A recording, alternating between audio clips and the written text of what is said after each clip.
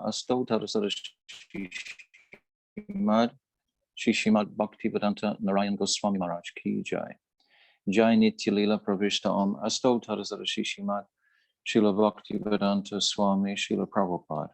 Jai Nitya Leela Pravishta Om Asta-sakhi Srimad Srila Bhaktivedanta Vamana Goswami Maharaj ki jai.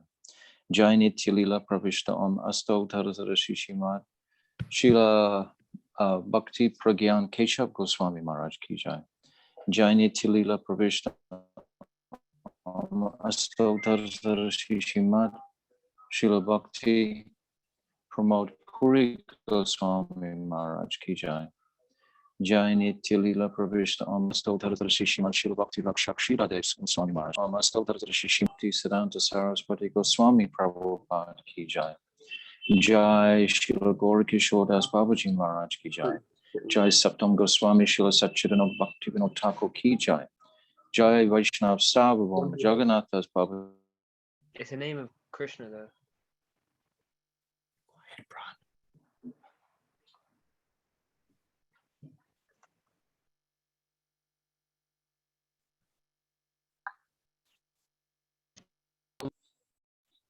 Haribol. Yes, you're back. We can hear you again. Okay. Jai Srila Baladevi Devushan Gauri Bharantaracharya ki jai. Jai Rasik Siramani Srila Vishnu Chakravarti Thakur ki jai. Jai Narottam Srinivas Shyamananda Prabhu Tre ki jai. Jai Srila Krishna's Kaviraj Goswami ki jai. Jai Shri Rup Sanatan Shri Bhata Raghunath Shri Jiva Gopal Bhattasa Raghunath Sat Goswami Prabhu's ki jai. Jai Swarab Damodar Rai Ramananda Gaura Parsadi ki jai. Namacharya Srila Haridas Thakur ki jai. Prem Sika Hosi Krishna Chaitanya Prabhu Nityananda Shri Advaita Gadadhar Shri Vasari Shri Gaura Bhakta Vrinda ki jai. Shri Shri Radha Krishna Gopinath Shamakund Radha Kund Giri Govardhana ki jai. Vrindavan Dham ki jai. Navadvip Dham ki jai. Ganga Jamuna ki jai. Burihat Mridanga ki jai. Sankirtan Yagya ki jai. Nam Bhajan ki jai. Grantaraj Srimad Bhagavatam ki jai. Jagannath Baladev Subhadra Sudarshan Chakra ki jai. Jai Kartik Parikrama 2021 ki jai.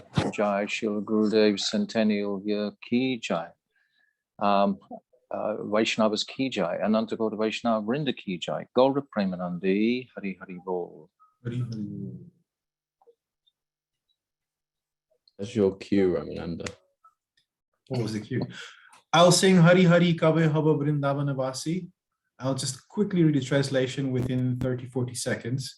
Oh Shri Hari, when will I become a resident of Braj and behold with my eyes the radiantly beautiful forms of the divine couple? Relinquishing the pleasure of sleeping on a wonderful bed, when will my body become gray colored from sleeping on the dust of Braja? Giving up the enjoyment of the 6 flavors of palatable food, when will I eat the madhu curry obtained by begging from the residents of Braja?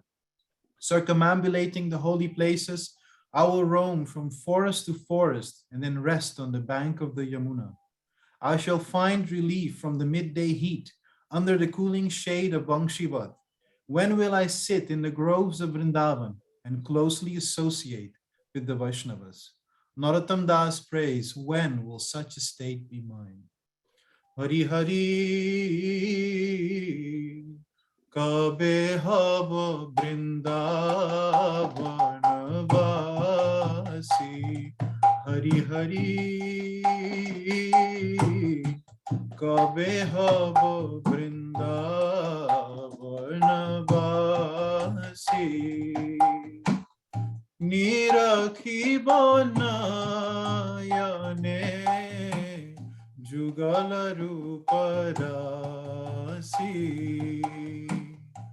Tyajiya Shayana Sukha Vichitra Palanka Kabe Brajera Dhulaya Dhusarha Beanga Kabe Haba Brinda Vanavasi. Sarara Sabhojana dure parihari,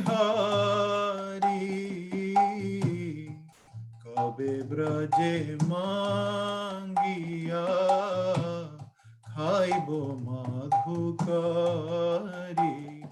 Hari Hari Hari Hari He, kabe habo Vrindavana vasi, Parikrama koriya, berabo bane bane, Vishrama koriya jai, Yamuna puline, kabe habo Vrindavanavasi, Parikrama koriya, tap dure koribo, Sheetal bangshi bate, kabe kunje baitha boha, Vaishnava nikate, kabe kunje baitha boha, Vaishnava nikate, kabe habo Vrindavanavasi, Narottama dasa kahe, kori parihara, kabe vaye mona dasha, hoibe amara, kabe vaye mona dasha, hoibe amara. Hari Hari kabe havo Vrindavana vasi, Nirakhi banayane,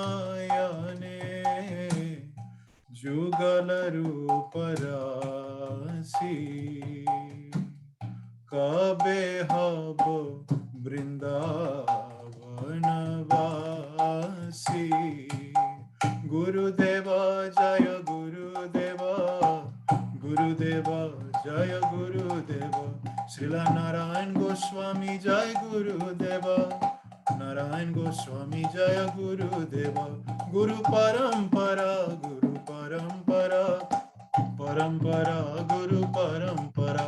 Hari He, Hari He, Hari He, Hari He, Gaura Hari He, Hari He, Hari He, Hari He. Jai. People, thank you so much, Ramananda Prabhu, for beautiful kirtan. So now we're ready to begin the first day of Sri Vrindavan Vraja-mandala Parikrama. And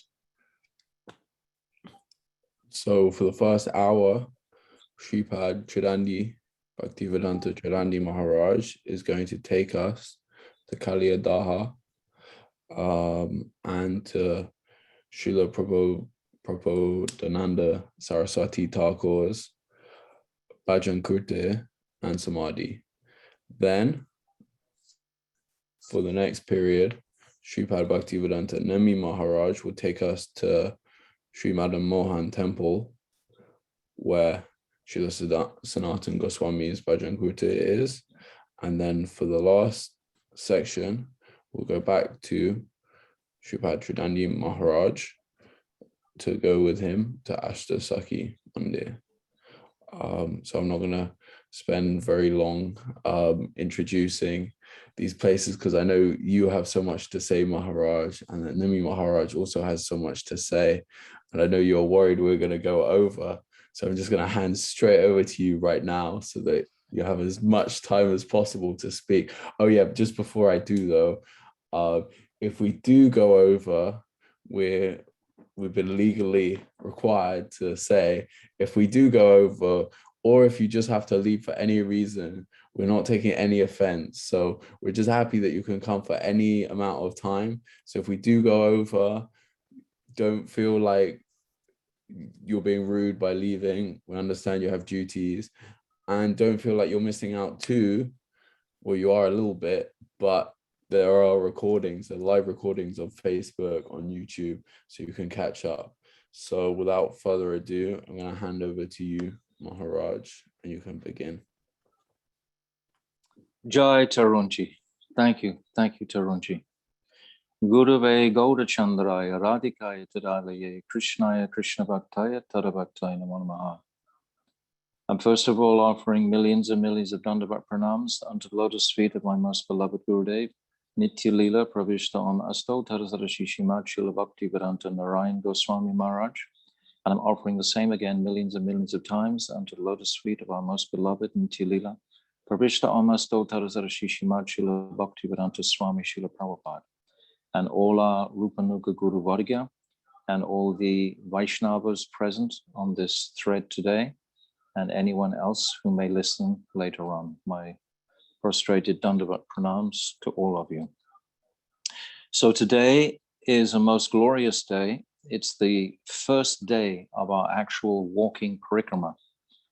So yesterday we celebrated our Sankalpa, and we celebrated the Tirabhav of our most illustrious Srila Bhakti Pragyan Keshav Goswami Maharaj. So we connected basically with all of our Guru Vargya through the medium of Srila Bhakti Pragyan Keshav Maharaj, because he's like a connecting pole, you can say, to Srila Bhakti Siddhanta Sarasvati, Bhakti Thakur, all of these personalities. So yesterday we very much went into that zone. It was very, very beautiful. I made something of an omission yesterday when I was discussing the Sankalpa. We didn't actually glorify Jamuna Devi, where we were standing in front of performing our Sankalpa yesterday. So today, now, if Manjalali would like to put on the screen, I want to just chant the first and the last verse of this Yamunastakam. I won't go through the whole thing, but this will very much pull us into the atmosphere of Vraja-mandala. So I'm just going to chant this first verse, and then I'll read the translation. Then I'll chant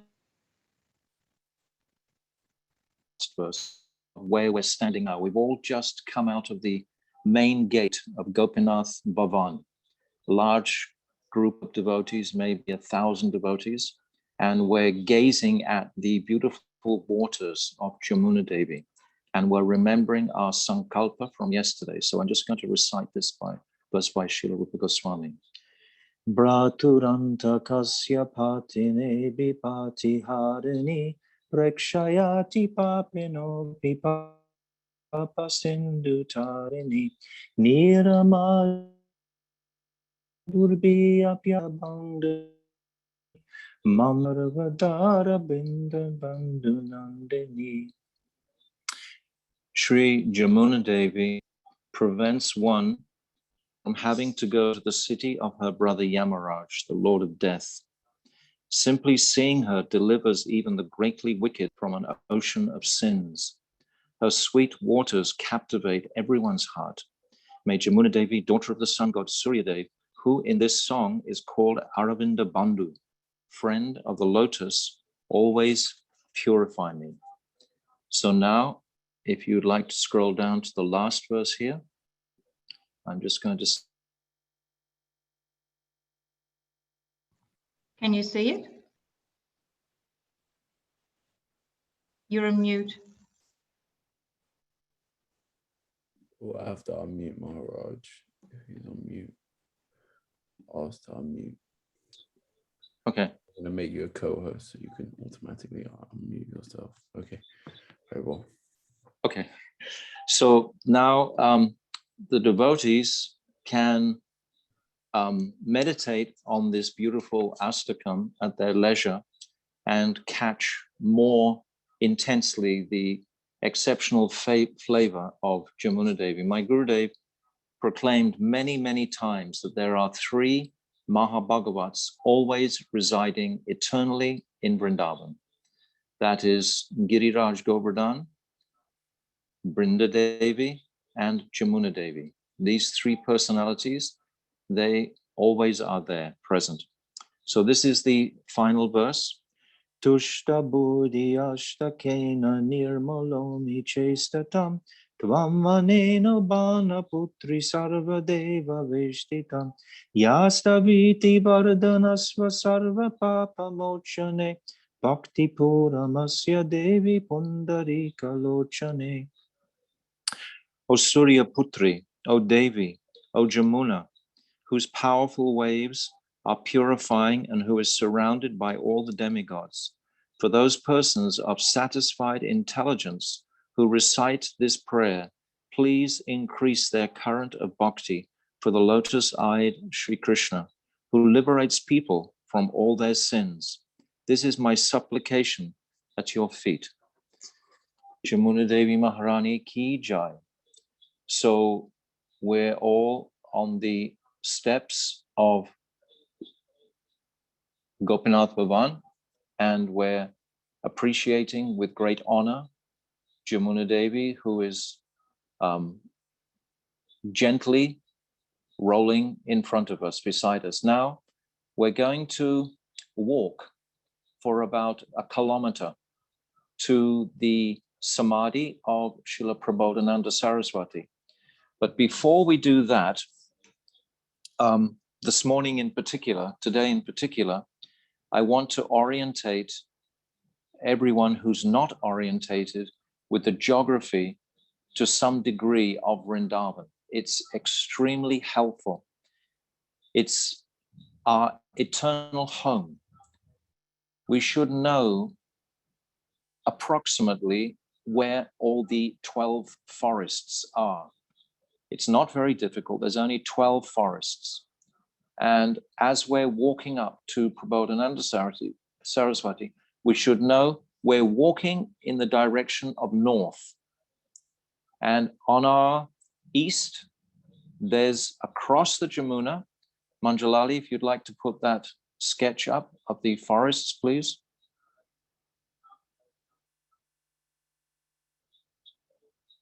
This is a very, very helpful little, I call it a mud map.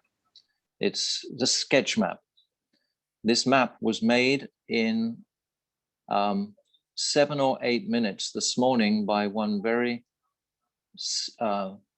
kind devotee from Canada. Her name is Kamala Didi.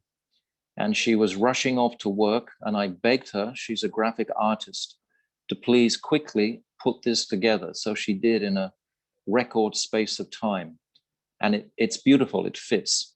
So we are now on the western bank of the Jamuna. And across the Jamuna, if you look down the bottom of the map, across the Jamuna, there's Mahavan, Lohavan, Bealvan, Bandiravan, and Badravan. These 5 forests are on the other side of Jamuna Devi. That's all, just 5 forests. And they're principally, we could say, like Balaram country.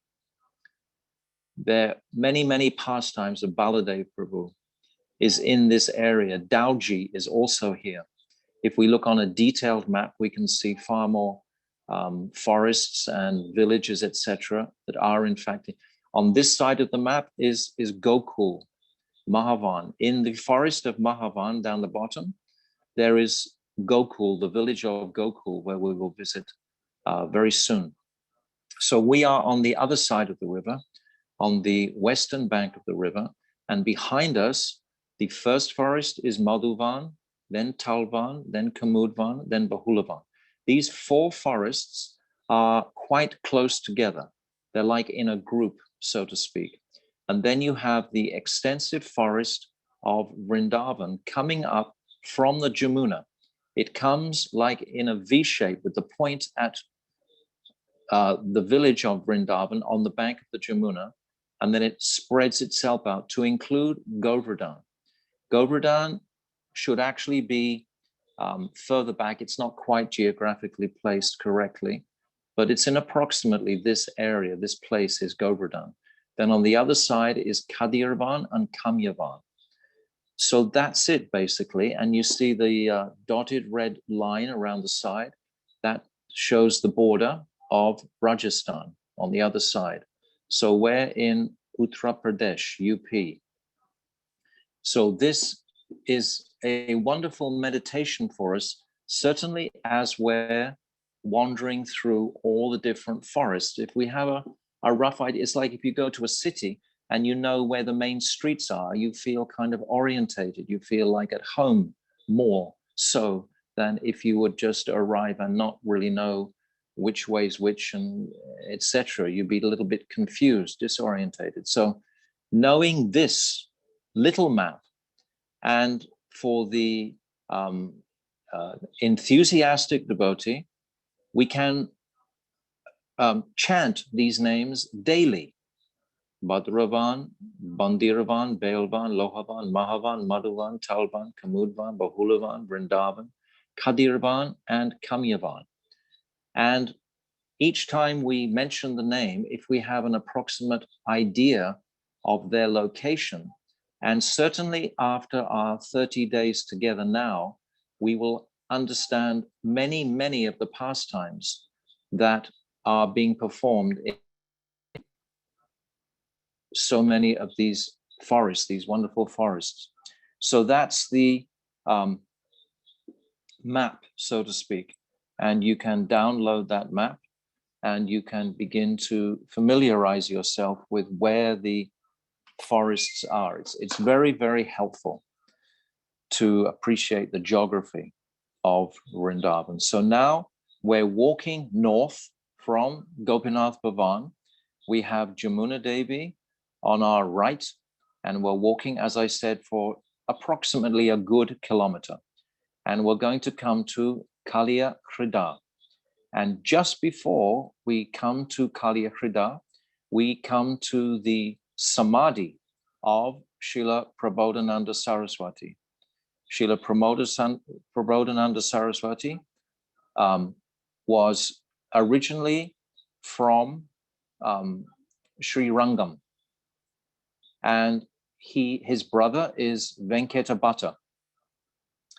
And Mahaprabhu, as we know the pastime, he remained in Sri Rangam for the whole Chaturmasya. And he convinced these two brothers and all their family members to change their focus, their nishta from Lakshmi Devi to Sri Radhika, to Vrajendra Nandan, Sham Sundar in Vrindavan. So Mahaprabhu, this pastime is very beautifully described in Chaitanya Charitamrita, and my Gurudev describes in many, many places this relationship that Mahaprabhu, very, very sweet relationship. And also Gopal Bhatta was a very young boy, the son of Venkatabhatta at that time, and he performed wonderful service to Sachinandan Gaurahari.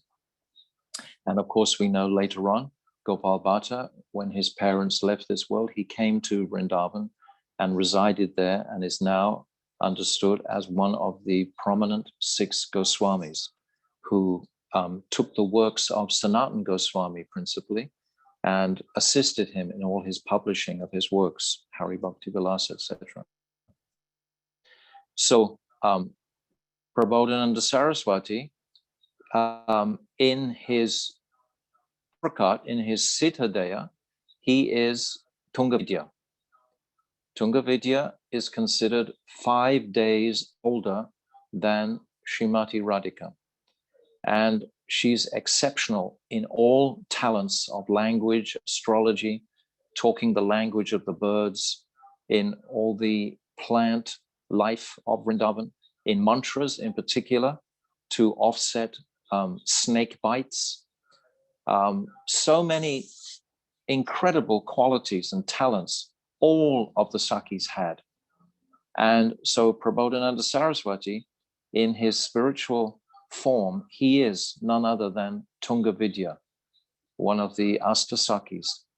So then, after Mahaprabhu had left Sri Rangam, sometime later, Prabhodananda Sarasvati, he comes to Vrindavan.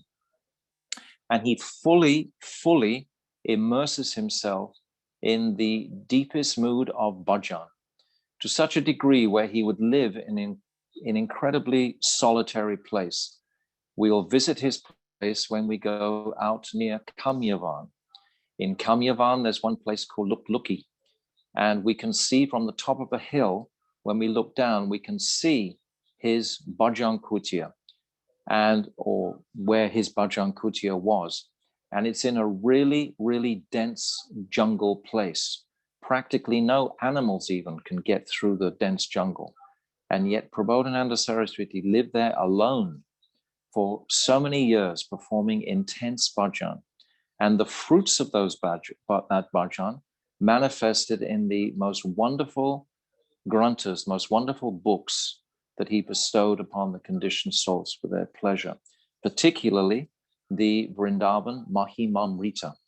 Vrindavan Mahimamrita is in 18 volumes of poetry, of remarkable, heart-wrenching prayers of supplication for the mercy of Radha and Krishna to perform their seva to them.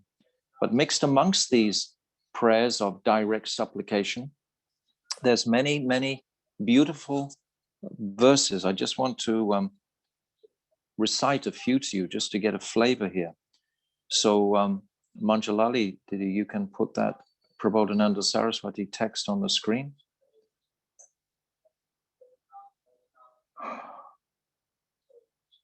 That's the map still. That's it. You Okay. see it? Yeah, okay. So you can from the first one. Lost, yes. Scroll down, Manjalali, from the first one. Okay, get to the second one. So I'm going to read you a separate one to this verse that's on the screen. This is one verse that he writes very beautifully. The veena makes no sound. The flute does not play the eighth note. The cuckoos no longer warble. The gopis are silent. And Lord Hari gives up his love talk when Sri Radha sings the glories of Vrindavan.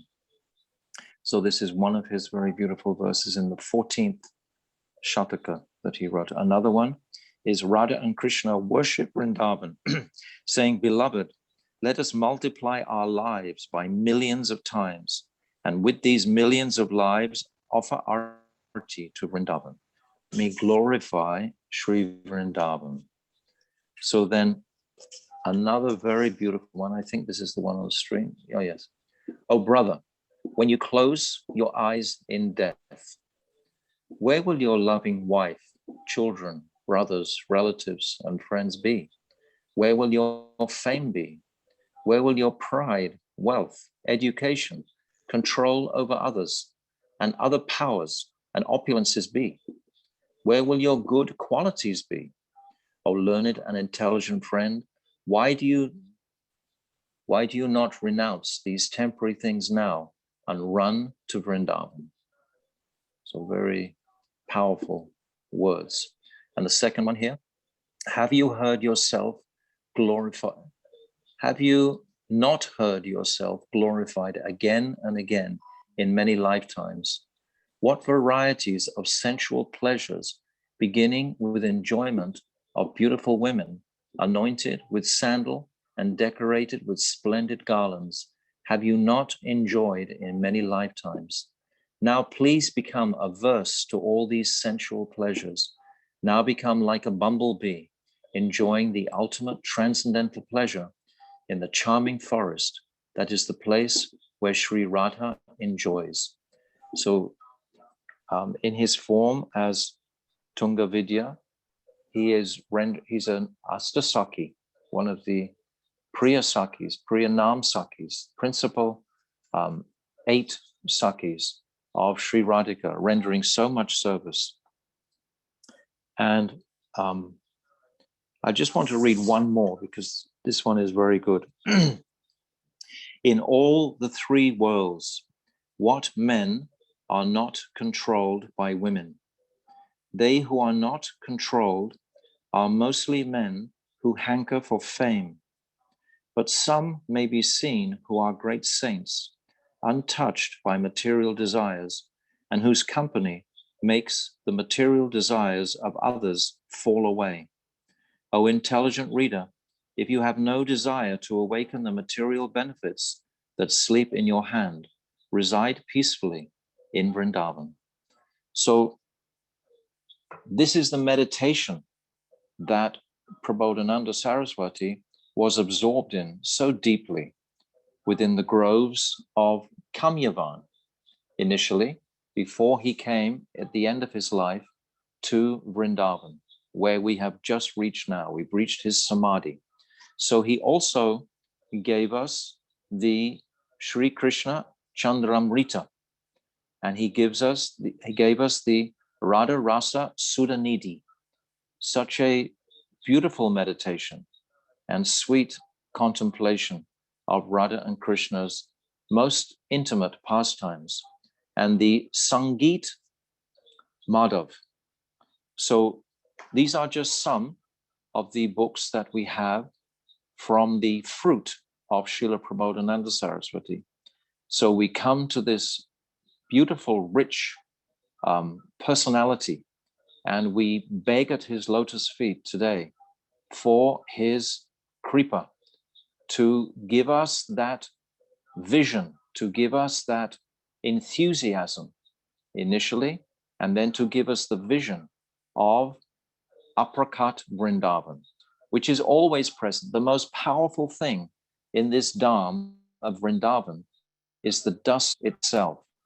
The dust itself is where all the saints and all these glorious personalities have walked 5,000 years ago and continued to walk since then, the Goswamis, etc. So the dust is the most precious object of this Vrindavan Dham. So today we've come to this Prabhodananda Saraswati's Samadhi, and we can roll in the dust in front. It's a very beautiful, small mandir with just his Samadhi in the center, and just on the right of the Samadhi is a small ashram, which still follows his teachings. We would call them perhaps Babajis today, but they are immersed in the writings and so on of Srila Prabhodananda Sarasvati. It's interesting that Prabhodananda Sarasvati didn't appear to associate extensively with Rupa and Sanatan. He would see them from time to time. We don't hear about him sitting in the assemblies with Raghunath Bhatta and Raghunath Das, etc. later on. So it seemed like it appears that he was an extremely reclusive personality and just wrote so much copiously during his life, giving us all these remarkable scriptures for our meditation. So Srila Prabhodananda Saraswati Thakur, Ki Jai. So we're most fortunate to have touched this personality, even slightly today. Just remember his great gift to the world through his compassionate nature. Now, right beside Prabhodananda Saraswati is Kaliya-daha, the lake where we celebrate this remarkable pastime of Kaliya being chastised by Krishna. So this lake was originally attached or a part of the Jamuna. The current didn't actually flow through this lake. This lake was huge. This lake is 8 miles wide, and it's connected to the Jamuna, but the current from the Jamuna doesn't flow through this very poisonous lake.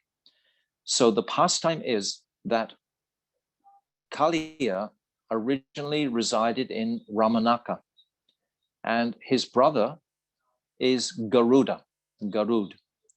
So they have different mothers. The mother of Kaliya is Kadru, and the mother of Garud is Vinata.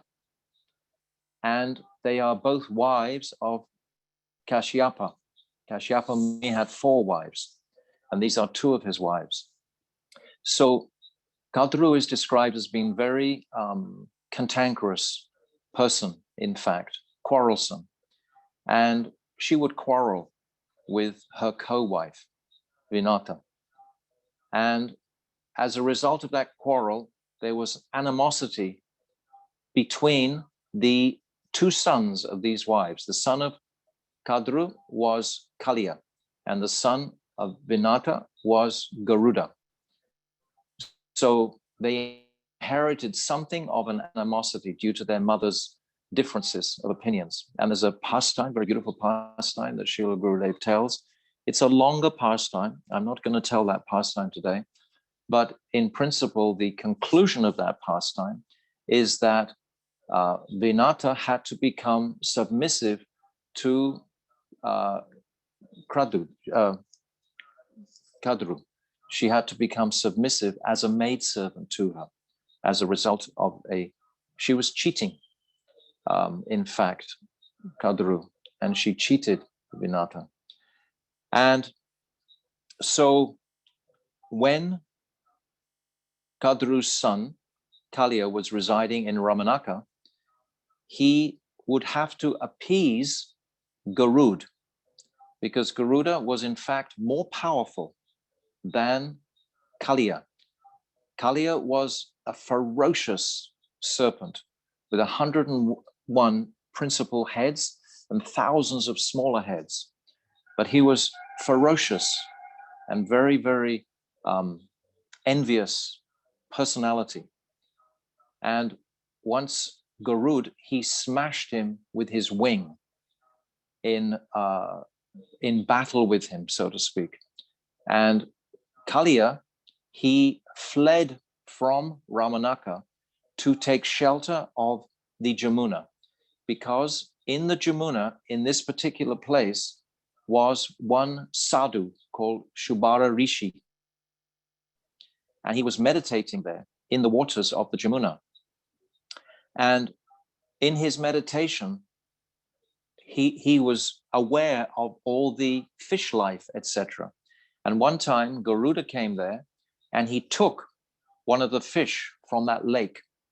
And this greatly upset and disturbed the resident fish of that lake. So Shubhara Rishi, he cursed Garuda. Garuda, of course, is the principal carrier of Sri Vishnu. So to curse the carrier of Vishnu is a very serious aparad, in fact. So for this curse, we'll see what actually consequently happened. But Garuda, he was cursed that if you come into this lake again and take any fish again, then you will leave your body. So Garuda, he knew of this curse, even though this curse couldn't have actually affected him, because Garuda is an eternal associate of the Lord, being his character, his carrier. So he knew that curse wouldn't actually affect him, but still he honored Shubhara Rishi.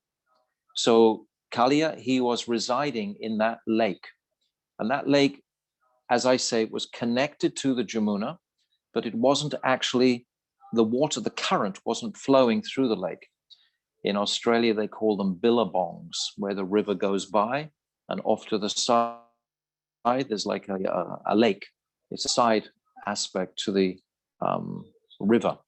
So this large lake, 8 miles across, was where Kaliya was residing. And that lake was so poisonous. It was like boiling. The waters of it were boiling with the venom spitting from the mouths. There's so many mouths of the serpent Kaliya. And even a bird flying over that lake would just fall down dead into the lake. And it's described all the trees around the proximity were all completely dead because of the fumes from that lake. Except there was one particular Kadamba tree, huge, very ancient Kadamba tree. And this had been touched when Garuda was carrying a pot of immortal nectar from Swaga. And one drop of this immortal nectar touched the tree of this Kadamba tree. And so this Kadamba tree was still flourishing. And this Kadamba tree was praying and hoping for one day to have the mercy of the lotus feet of the Lord climb upon its limbs. So coming back to our pastime, Balaram Ji, today was his birthday. So the season is somewhat is very hot season. It's in August. Balaram Jayanti happens in August, the appearance day of Balaram, and or late July sometimes, it depends. And he had been telling Krishna for a long time, don't go to Kaliya-hrida. You must not go to that lake because there's such a ferocious demon there that just let him be. He's so envious. And Krishna had also allowed that demon to remain because he knew of the devotion of Kaliya's wives, the Nagapatnis. Kaliya's wives were extraordinarily devoted to Krishna. They knew who Krishna was. They were devoted to him, and they were always complaining to their husband about his sinful ways. They were Dharma Patnis. They were Nagapatnis is what they're called. But and there's beautiful prayers that we'll talk about in a minute that they recite to Krishna. But these Nagapatnis were extremely devoted. So Krishna acknowledged their devotion and didn't go and chastise their husband Kaliya. So Baladev, he had warned Krishna not to go to this lake repeatedly. So today is Balaram Jayanti, Balaram's birthday. So Mother Rohini had kept Balaram at home. And then Krishna, he's out with the cowherd boys. And of course, the first thing he does and thinks about, oh, now Balaram is not here. Now I'll go to that Kaliya-hrida. So then he steered the cows towards that Kaliya-hrida, which were coming from Nandagaon. So try to get the geography here from those maps that I showed. Nandagaon is just on the other side of Govardhan. And it seems like it's a long way to come. But of course, we know the dynamic of Braj is that it can expand and contract at will just to accommodate all the Leelas. So it's perhaps today the distance between Kaliya-hrida and Nandagaon, where Krishna came from with the cows, because at this time, Krishna's age is in his Poganda age. Krishna's not a child anymore. He's not Balya Leela. In this age now, he's Poganda. His chest has become broader, his feet are larger, etc. He's left his childhood body, so to speak, behind. And his relationship at this time also with the gopis has become ignited. This has actually begun even at this time. So Krishna, he comes with all the cows, and they come in the proximity of Kaliya-hrida, and it's a very hot day, in the middle of summer practically. And all the cowherd boys, they run ahead with the cows, and they run to the poisoned waters of this Kaliya-hrida, and they drink the waters, the cows and the cowherd boys, and they all immediately fall unconscious on the banks of this poisonous lake. And Krishna arrives a few moments later, and to his great unhappiness, he sees all his most dearly beloved eternal associates, his friends, have all apparently left their bodies due to drinking this poisonous water. So Krishna casts his nectarian glance over all of them, and they all become gradually revived. And Jiva Goswami describes at this time, Krishna goes to each particular boy, and he embraces each particular cowherd boy for a long, long time, very, very lovingly. And he also embraces all the cows. It's described that Krishna actually expands his body, even though this is beyond Naralila, but he expands his body unseen to any of the other cowherd boys and embraces all the cowherd boys very, very lovingly and rejuvenates their life. And the same with the cows also. But then he decides, now is the time to chastise this Kaliya-naga. Now I've had enough. So he tightens his belt, and of course he sees this beautiful, large, ancient Kadamba tree, which I think maybe we have a picture of that tree. Manjulali, we can see. Perhaps if you kept that tree, we can actually see this tree You mean today. this one? Yes. Yes, okay. If you zoom in, you can see that tree, just the tree. Yes. I thought we had another one, sort of a closer of just the tree, No. but that's a pretty good one. So the little gazebo in front, that's just near, that's part of the ornamentation of Kaliya-hrida, but just behind that is Prabhodananda Sarasvati, where we've just been. So now this is the tree that we're going to be sitting under, hearing this pastime. This is where we all sit down and we hear this pastime regularly with all the devotees every single year. So that tree was flourishing due to the drop of nectar that Garuda left there. So Krishna, he climbs that tree very quickly and he tightens his belt and he pulls his hair back and he ties it together like that. And then he begins to slap his arms like a wrestler about to engage in a sportive wrestling. And then Krishna, he plunges into this lake. Now he's told the cowherd boys before he dives into the lake, you all please stand right back.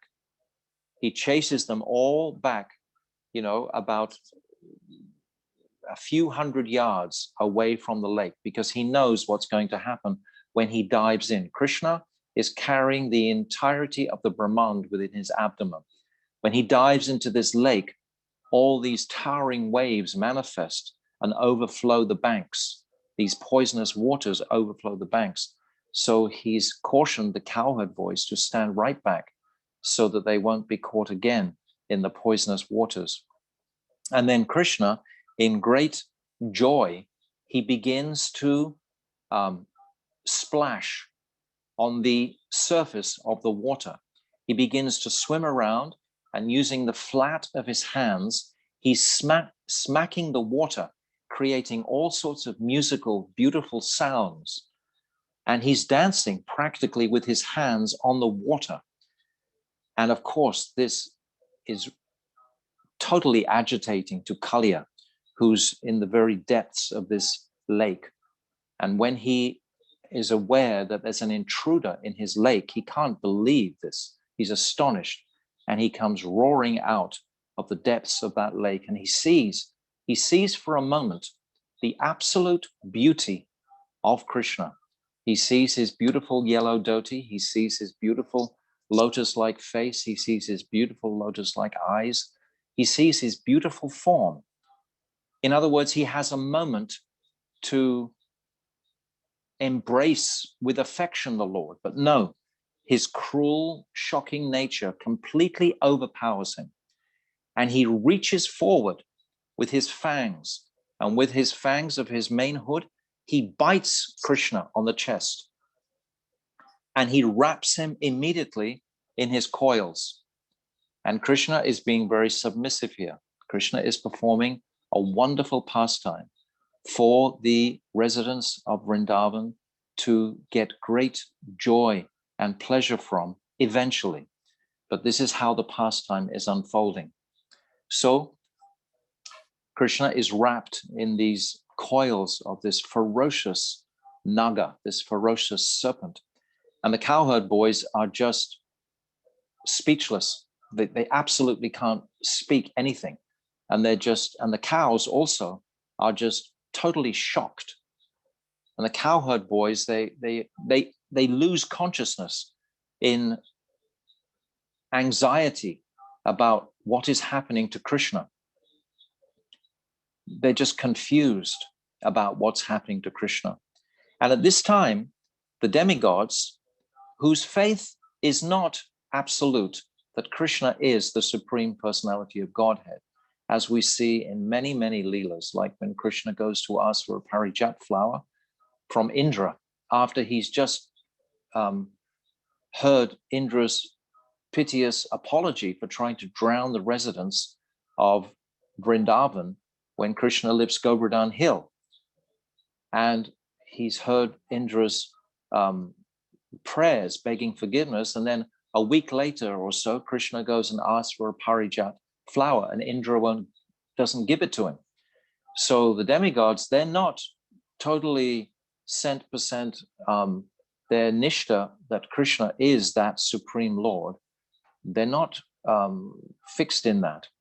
Actually, it's described that the spiritual master of the devas, he's Brihaspati, and Brihaspati is described as being Brahman realized.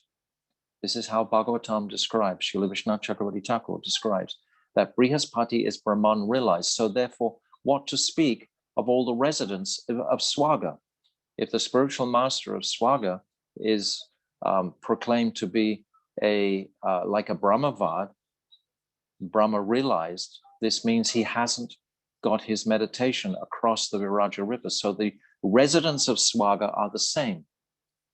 So when they see Krishna wrapped in these coils of Kaliya, they're not sure that Krishna is going to be able to defeat him alone. So the demigods at this time, they manifest 3 types of very inauspicious omens to the villagers in Nandagan, to all the Brijvasis in Nandagan who are just about to celebrate the feast for Daubaya. Balaram is just about to have his birthday feast, so to speak. And they're all just about to sit down and take this huge feast in honor of Balaram. Rohini has arranged. And at that time, the demigods, they manifest earthquakes within the region of Nandagan. And they manifest meteorites falling through the sky. And they manifest the left sides of the men to be shivering. Now, all of these omens are considered most inauspicious. So immediately, these omens are manifested to the Brijvasis. The only thing they think of, oh, something must have happened to Krishna, our very life and soul. And they immediately stand up from that feast they were just about to begin to take. And Balaram, of course, who knows the omnipotency of his great brother, he smiles to the Brijavasis at that time to try to pacify them, because they become most agitated, thinking that, just imagining how they could possibly live if anything happens to Krishna, because previously many demons had actually come. There'd been Bakasura, Trinavrata, Putana, Shakatasura, all of these different, the Agasura demon, all of these different demons had manifested, but the Brijvasis themselves had never actually seen any of these demons. The cowherd boys had seen these demons, but the Brijvasis, they hadn't ever witnessed these demons before. So when these inauspicious omens manifested, immediately every man, woman, and child immediately jumped up and started to run, following the hoof prints of the cows. Where had they gone that day? And amongst the millions of cow hoof prints, they could see, with their great affection for Krishna, the beautiful lotus-like footprints of Krishna, with his chakra, his barley corn, etc., all the most auspicious marks on Krishna's feet. They could just see those with their devotion to Krishna. It's described like a yogi who's so focused on his path, he's not looking at anything else distracting from his conclusion of his bhajan. So all of the Brijvasis were like this. They were just focusing on Krishna's footprints, disregarding all the millions of cow footprints. And they followed, and they came, of course, to Kaliya-da.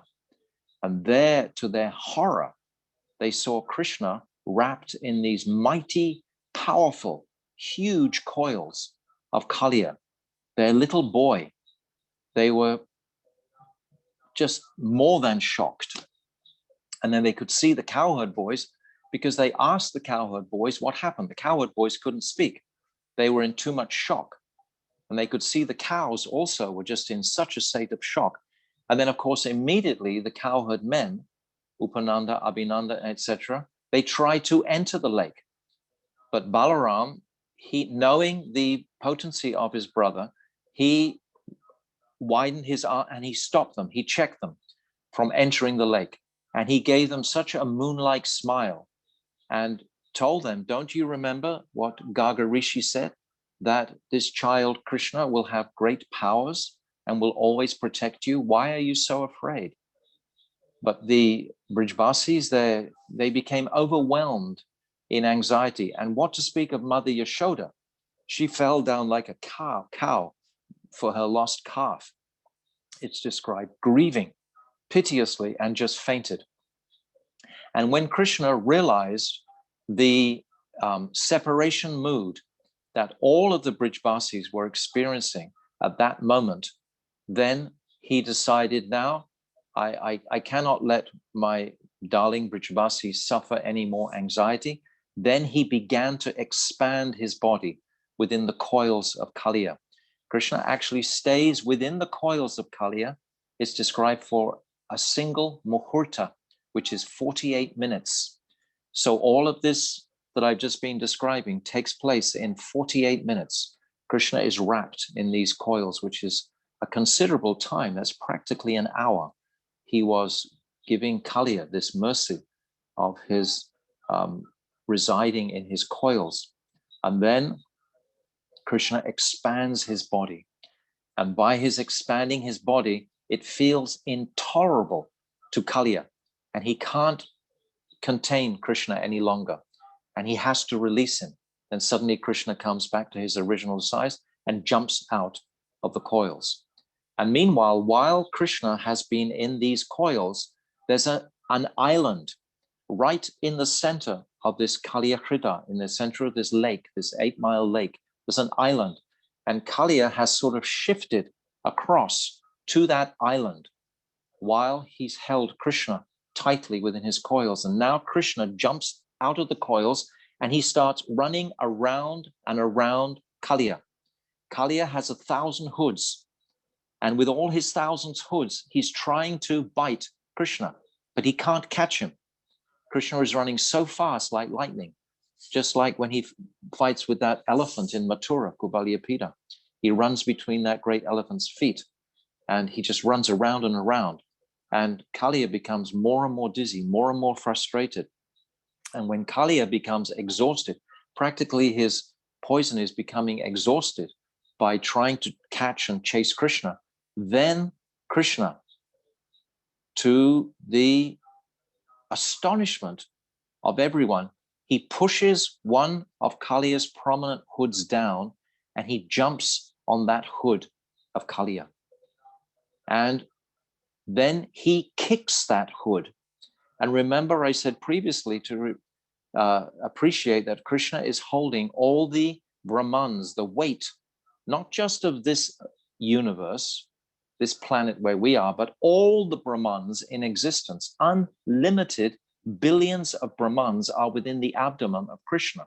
So when he kicks, we cannot imagine the power of that kick on the head of Kaliya. And of course, Kaliya is just like, his head's crushed by this kicking. And then Krishna, he sees the gopis on the banks. The gopis, previously, they had just gone into a void-like condition of consciousness.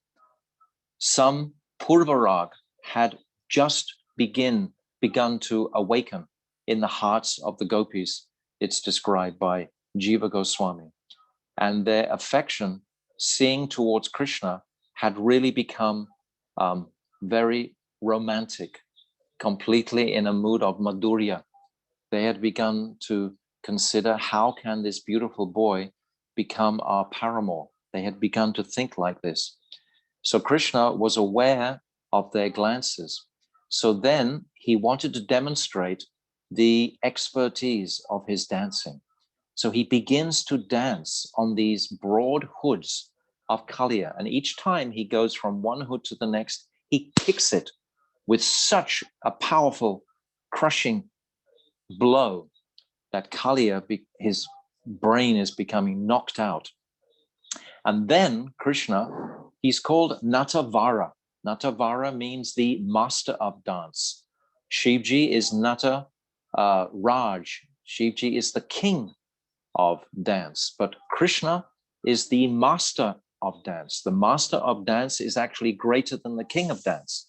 So Krishna begins to demonstrate his dancing accomplishments, and he begins to dance in a most phenomenal way. And he takes out his flute and he starts to play. And all the Gandharvas and the Siddhas and the Charanas and the Kinnaras, they all come and they play this beautiful music to accompany Krishna dancing. But it's described by Kavi Kanpur in his Ananda Vrindavan Champur that the demigods, they can't keep up with the beat that Krishna is demanding while he's dancing so energetically across these hoods of Kaliya's heads. They can't, and eventually they just stop trying to play their music and accompany him and just end up by just clapping in appreciation of Krishna's dance and the music that he's producing. I mean, we can just imagine this phenomena happening in front of all the Brijvasis. And remember, I said before that the Brijvasis have never ever seen a demon attacked by Krishna directly. They've never seen this before. This is the first time they're seeing Krishna attacking and chastising a demon. So after some time, Kaliya becomes totally weakened by these crushing blows from the lotus feet of Sri Krishna. Krishna's feet have become illuminated by the jewels on the head, the red jewels on the heads of this Kaliya Naga. So his feet and his whole body are illuminated like this. We can imagine just what an amazing sight this must have been for the Brijvasis, but particularly the gopis. The gopis, they were witnessing like this because Krishna was dancing and he was sending a message to them. Soon you and I will dance together like this. He was sending this message directly to the gopis. The gopis' hearts were becoming exhilarated. I mean, what greater hero can you have than performing a pastime of this caliber? This is just inconceivable, astonishing. So when Kaliya's life was just about to be expired from this heavy, brutal kicking of Krishna's lotus feet on his hoods, smashing all the life out of him, now his poison had stopped and only vomit was coming out of all his serpent-like mouths, and his eyes were profusely watering. Everything was just coming out of this serpent, and he was dying. And at this point, Kaliya, he remembers the constant instructions from his dharmic wives, the Nagapatnis, who had told him repeatedly about the power of the personality of Rajendranandan Shyam Sundar, Shri Krishna. And Kaliya begins to think, this must be none other than Krishna. No one else could do like this. And then at that point, he starts the journey of submission internally in his heart. He starts to become surrendered. Because remember, it's very difficult for such a wicked, evil-minded, brutally powerful person to become surrendered. So he has to go through a process mentally to become surrendered to Krishna. So he's going through this process while Krishna was dancing. And then he's just about to leave his body, but he's surrendered to Krishna now. Now he's surrendered to Krishna. And his good wives, the Nagapatnis, they can see in his eyes, they can see that now he's become submissive to Krishna. And they want to save his life now. because now they can see that now our husband can become a pure Vaishnava. He's received the dust of the lotus feet of the Lord on his head. And now, if we can save his life, that is our dharmic duty. So the Nagapatnis, it's described, they come forward. They put their children in front of him to petition Krishna. Krishna, as I said previously, has known about the devotion of the Nagapatnis. So when the Nagapatnis begin their beautiful prayers to Krishna, Krishna listens. He stops kicking and he listens to their petition and their prayers. And there's 23 beautiful verses in the Srimad Bhagavatam, in this chapter, describing these prayers. One time in Bhaja, my Gurudev was telling us about the beauty and speciality and sweetness of these prayers. He was at that particular time translating. He was rewriting the translations of the commentary of the 10th canto, and he was immersed in these prayers of the Nagapatnis, and he was explaining to us how beautiful and rich and wealthy they are in devotion. Devotion is the principal quality that we are seeking in our lives. So any opportunity to hear the sweetest prayers of devotion, we are so much wanting to hear that. And Krishna also is so attracted by devotional prayers and hymns in the most sincere way, if they're presented nicely like that. So Krishna is listening to the petition, the pitiful petition. It must have been a very dramatic time. Kaliya, this enormous serpent, is just like smashed all over this island, blood and so on. And the wives are coming forward with their hair in disarray, etc., in a completely distraught way, begging, petitioning Krishna to please release their husband and save his life. Krishna listens to their prayers and petitions, and then he climbs down from Kaliya. He climbs down from Kaliya, and he stands beside Kaliya, and he responds to the Nagapatnis, and he says, yes, now your husband has been chastised. And Kaliya, at this time, wants to actually offer pranam and prayers to the Lord, but his body is so crushed and defeated by Krishna's lotus feet that he can't practically even move. Yet he's able to say some words of submission to Krishna. Krishna hears those important words of submission, and he, with his hand, he touches the body of Kaliya, and immediately all of Kaliya's injuries, etc., are completely cured, and he becomes whole and strong again at that time. Because Krishna knows he's been chastised from the core of his heart, and now he's a devotee, he's a Vaishnava at this time. And then he strongly commands Kaliya that you return to Ramanaka, which is where you came from previously. It's an island near Fiji. You return there, and Garuda will never come and obstruct you again, because he'll see the marks of my feet, my lotus feet on your hoods, and he'll never come and attack you again.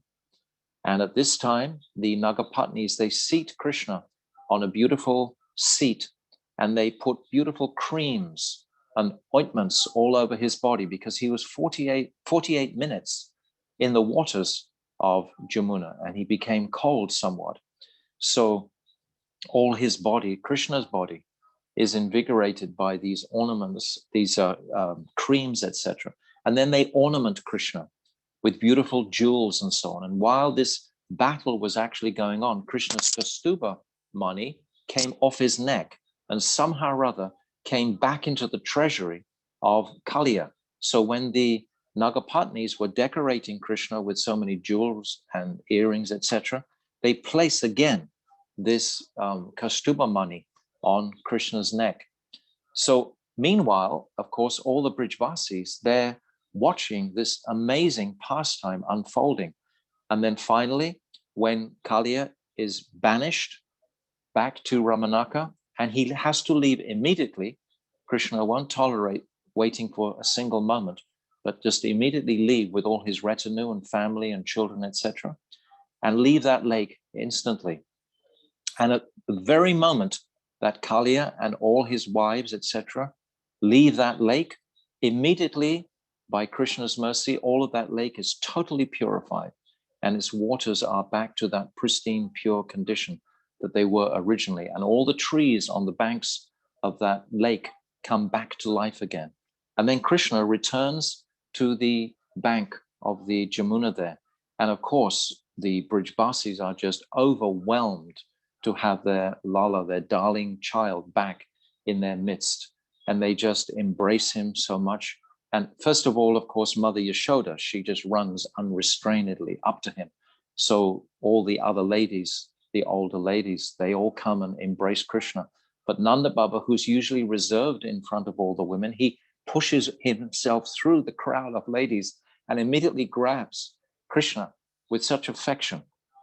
And they begin to examine all his body to make sure that there's no bites or bruises or any blemish whatsoever. And Balaram, he also follows his dear father Nanda Baba through, and he also just embraces Krishna for a long time, it's described. And then they all begin examining his body very carefully. But it's such a joyous reunion. So from the separation practically to the reunion. So these are the pastimes that Krishna is arranging in Braj for the quality of the Brijbasis' powerful affection to manifest fully. When there's extreme danger, of course, the individuals, their mood and their attraction to their object of affection just increases more and more. So this pitch of affection for Krishna had reached such a height during this pastime. And then we know the rest of this pastime, that it becomes somewhat late, and they decide that they will spend the night there. And that night, a servant of Kamsa, he arranges for a forest fire to actually come, because the Brijbasis are so tired and exhausted from this extreme emotional involvement they felt through this pastime and seeing this horrendous demon, Kaliya, etc., chastise, and they're all just really exhausted from the whole pastime. And they just move up a little bit to a beautiful, clean, fresh, sandy beach, and they all remain there for the evening, for the night. And in this particular night, which was Krishna's desire, the gopis are away from their usual guardians, etc. So Krishna is able to make a connection with the gopis. Srila Gaura Govinda Maharaj, he describes very much this pastime. At this point, Krishna is able to familiarize himself with the gopis in a very intimate way. And actually, all the gopis see at this particular evening that Krishna is most inclined to Shri Radhika, because the next day there's a whole pastime where Chandravali tries to hijack Krishna before this relationship with Radhika is going to become too full-blown. So that's another whole pastime that Kapi Kampur describes. But the next morning, they all go back to the village, and miraculously, every single preparation that was laid out to celebrate Balaram's appearance day is still fresh and hot. And all the Brijbasis, they sit down with great joy and they relish that beautiful feast that had been maintained by Vrinda Devi's potency in the forest there. She had maintained the quality of that prasadam. So that was the conclusion of that remarkable pastime. But the joy and the festivity and the emotions and the mood and the grandeur and the color is what that pastime holds. And Kaliya, he requests that one request he asks for Krishna, one benediction, that this pastime be sung eternally in all the worlds.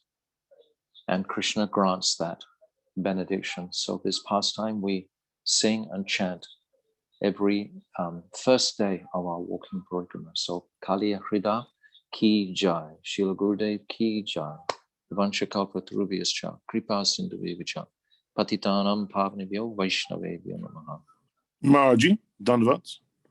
Dandavat, Shara.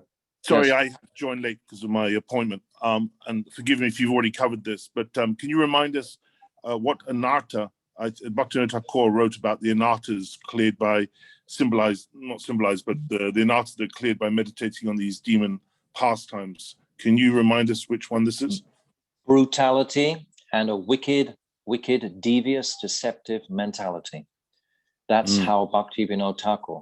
There's one file that I think you already have, which is from Bhaktivinoda Thakur's Krishna Samhita. And he lists in there all the different anartas of all the demons. And we can send you a file of that and you can see all the different demons. But this particular anarta of brutality and wickedness and deceptiveness is what Krishna is confronting. But we should always remember, Yashoda-ji, that Srila Gurudev would never linger on these particular anartas very much. Many times we would speak and then we would be all ready to go right into the whole anarta. And Gurudev would just say, thank you, sit down. He didn't really want to hear a distraction away from the moods of the Brijbasis and their affection, you know, which is generated from these powerful demons that have the audacity to enter Krishna's realm of Vrindavan. Anyway, that's... Yeah, because Gurudev's always focusing on the positive, and he knows that if we have attraction to the positive, it will burn away then the anartas naturally without having to get too entangled in the psychology of the anartas, right? Yes. The beauty and sweetness of the Madhurya Ras that manifests is far more important than the actual anartas ultimately. But still, Yashoda Prabhu, Bhaktivinoda Thakur took the trouble to write all these down in his Krishna Samhita. It's still, you know, a fascinating aspect of the Vrindavan Leela. So that is the Kaliya-Krida pastime. Thank you, Yashoda. You look cold, my God. It's boiling here, got the AC going, fan on. No, I'm not cold, I'm snug. Oh, snug, okay. So thank you. So now it's Pujapad Nemi Maharaj is going to take us to a most wonderful meditation on Sanatana Goswami. I've been meditating in these chapters of the Madhya Leela, 5 chapters Chaitanya Mahaprabhu, Krishna's Kaviraj dedicates just to Sanatana Goswami. It's described that Chaitanya Mahaprabhu had such affection for Sanatana Goswami, remarkable. It really comes out in the pages of the Chaitanya Charitamrita. So now we're going to walk out of the Kaliya-Krida place and we're going to walk up the street a little bit and we're going to come to the amazing temple of Madana-mohana, which is of course inspired by Sanatana Goswami, and we're going to go to the Samadhi of Sanatana Goswami. So now our beloved Pujapad Srila Nemi Maharaj is going to give us all the goods on Sanatana Goswami. Jai Ho.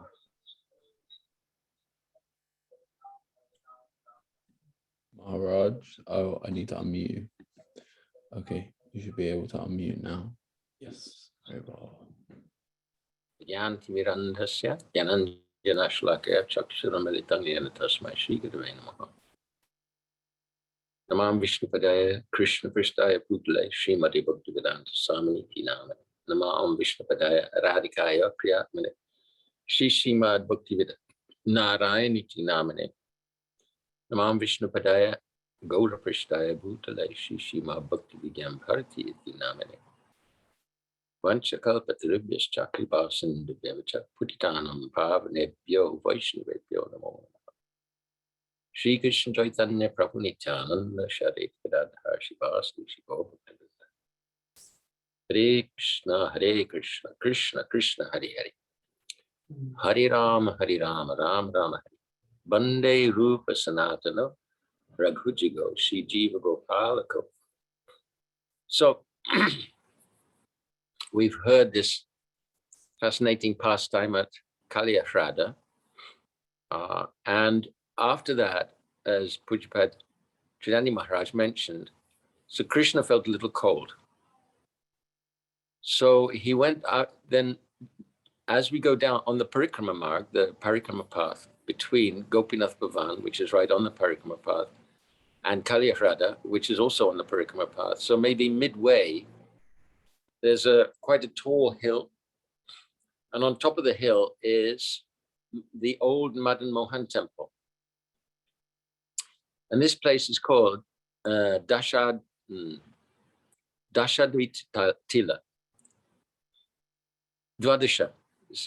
Dwadasha Aditya Tila. So on that hill, Krishna came up there, and to warm him up, the sun god expanded into 12 different expansions of the sun. And he warmed Krishna up.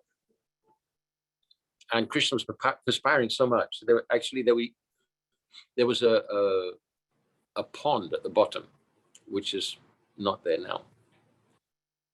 So the connection here is that later on, Srila Sanatana Gosvami came there with Madana-mohana Ji, and he performed his bhajan there, one of many places he performed his bhajan. Srila Sanatana Gosvami, he's very important personality for us because he's Sambandha Acharya. Pujapad Tridandi Maharaj mentioned that Chaitanya Charitamrita, in Chaitanya Charitamrita, it's described how Lord Chaitanya met with Sri Sanatana Goswami at Kashi, and he spent 2 months instructing him on the process of devotional service and our relationship. So Sambandha means relationship, and it means basic principles also. Srila Bhaktivinoda Thakur, he explains Sambandha in Sri Chaitanya Shikshamrita. So he explains how Sambandha Gyan means knowledge of our relationship. Knowledge of basic principles means what is matter, what is spirit, who's the controller of both, what is the goal of life, what is the practice to attain the goal of life. So like this, there's 7 principles, Sambandha Gyan. And Srila Sanatana Goswami, he is in charge. He's the guardian of our relationship. So it's very appropriate that this is our first day of actual walking Parikrama. And it's very appropriate that we're coming to Sri Sanatana Goswami's place of residence, place of bhajan, to find out about our relationship, not only find out about our relationship, but pray to him for knowledge and realization of our relationship with Krishna, but with transcendence in general. So Sanatana Goswami, for Chaitanya Mahaprabhu, he's the emblem or the embodiment of humility. He's extremely competent person. He spoke, I don't know how many different languages, maybe 8 different languages: Sanskrit, Bengali, Parsi, Urdu, so many. And he was the prime minister under Nawab Hussain Shah. Nawab Hussain Shah had forced Rupa Goswami, Sanatana Goswami, and their brother Anupam. He'd forced them into service. Not that they wanted to serve the Muslims, not that they wanted to become rich, but somehow or other, Nawab Hussain Shah had found out that they're extremely intelligent. So Anupam was the treasurer, Rupa Goswami was personal secretary to Nawab Hussain Shah, and Srila Sanatana Goswami was prime minister. So, but at that time, it's not that they became Muslims. They were maintaining many Brahmanas and Vaishnavas also. They were fabulously rich. They heard about Lord Chaitanya Mahaprabhu, wrote him a letter, and Chaitanya Mahaprabhu announced that he was going to Vrindavan. And he came with many, many, many followers. He came to a place called Ramkeli, which is where Rupa Sanatana were living. And they came to him in deep humility.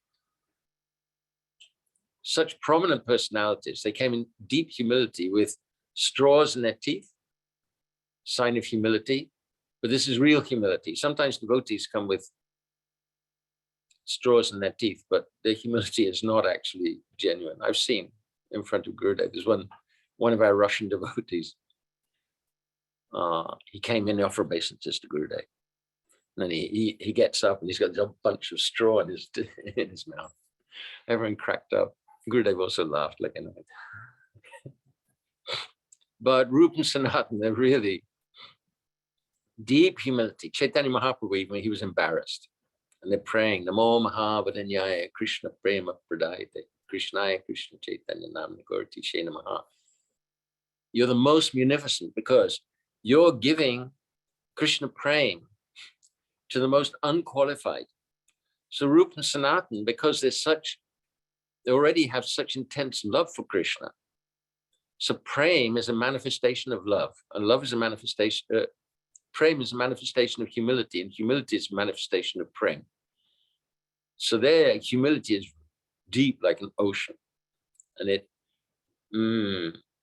what's that? Srila Bhakti Rakshakshita or somewhere, she says, he's comparing the love between, or the attraction between the Jiva and Krishna. He says it's like negative and positive. He's comparing it to like scientific negative, positive poles. So he said, in order to attract the positive, we have to develop this negative. What's the negative? It's humility. But there's a caution there. Humility doesn't mean to become totally depressed and think we're useless and black and fallen, because we see how, because of their humility, how Rupa and Sanatan, they were empowered by Lord Chaitanya to carry out the most amazing tasks, establishing the, finding the deities, establishing the pastime places, and writing about bhakti, establishing bhakti, and also establishing Vaishnava dharma, proper conduct of Vaishnavas. And similarly, my Guru Maharaj also, in his prayers at Boston, on Boston, the ship when it was in Boston, so he's saying, I'm like a puppet. I don't know why I've come, but if you want me to dance, then make me dance, make me dance, make me dance. And because of that humility, Krishna empowered him, or Lord Nityananda empowered him to accomplish something absolutely inconceivable, amazing and inconceivable.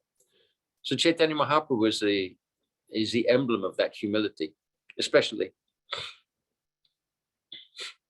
Once they'd met with Lord Chaitanya Mahaprabhu, Mahaprabhu said actually that I told everybody I was coming to Vrindavan, but actually I only came to meet you. And Sanatana Gosvami, he's like new to Chaitanya Mahaprabhu. He said, you know, it's not a good idea for you to, you say that you're going to Vrindavan, but it's not a good idea for you to go with so many people because you'll destroy the dham and you'll destroy the mood of the dham. Better to go by yourself. And Chaitanya Mahaprabhu, he reflected on that. So already Sanatana Goswami is advising the Supreme Personality Godhead. And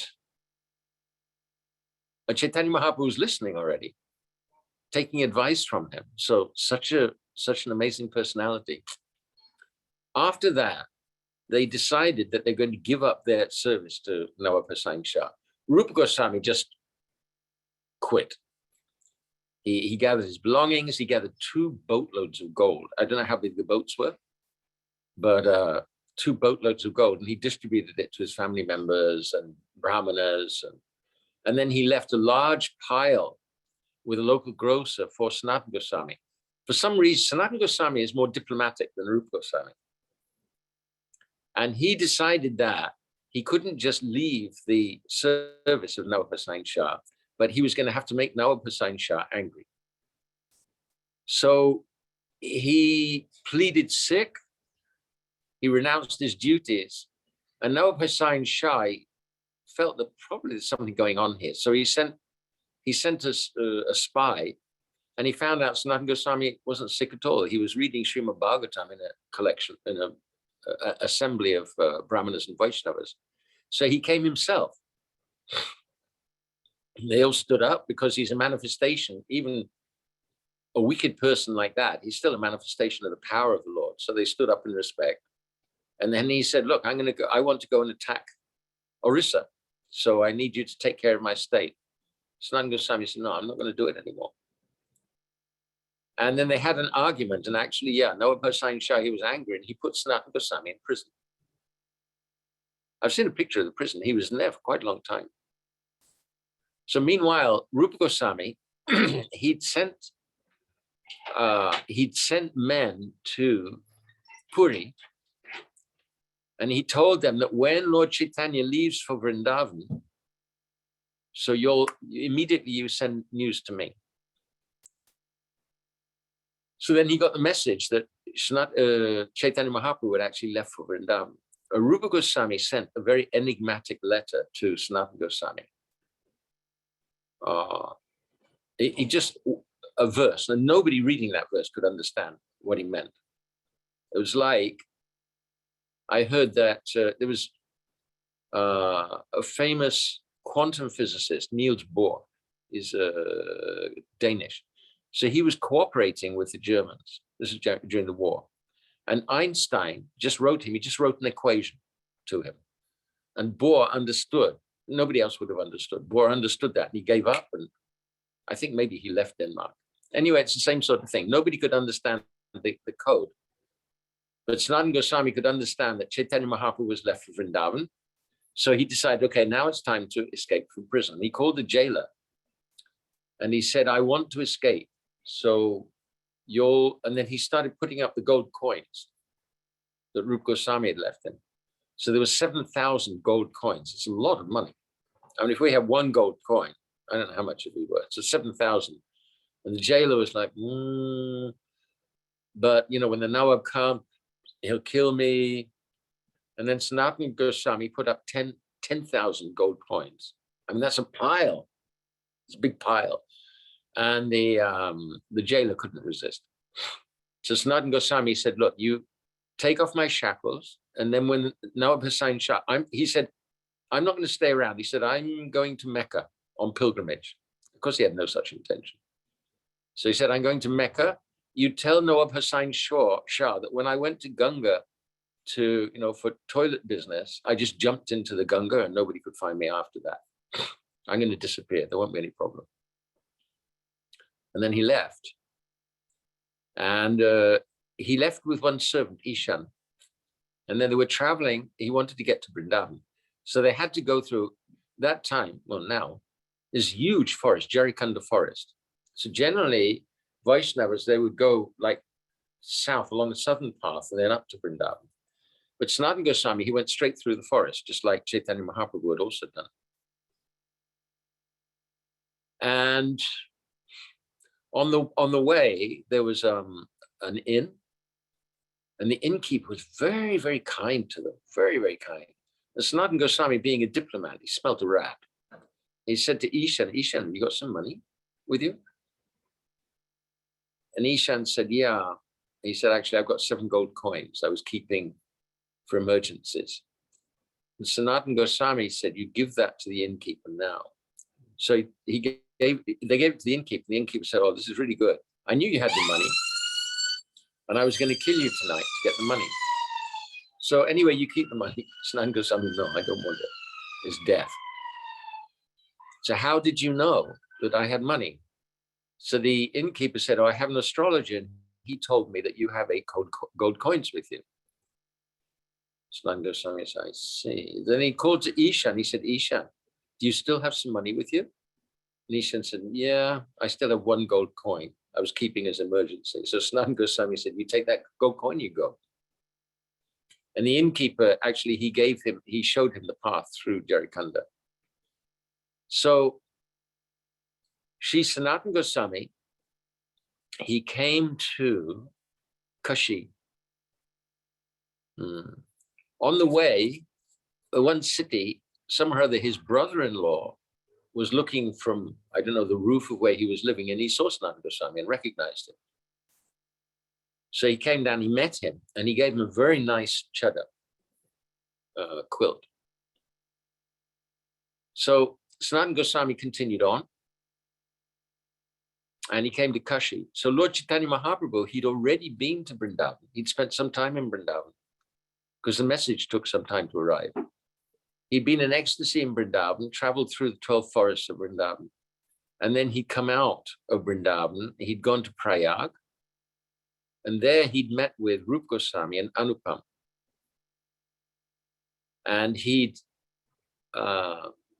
in that ecstasy, he gave all that ecstasy, by transcendental arrangement. Rupa Goswami was the one who met him first in Prayag. And Chaitanya Mahaprabhu gave him everything. Ras, he totally empowered him. Rupa Goswami instructed him for 10 days at Prayag, Dasashramedha Ghat. And then he told Rupa Goswami, you have to go to Vrindavan now.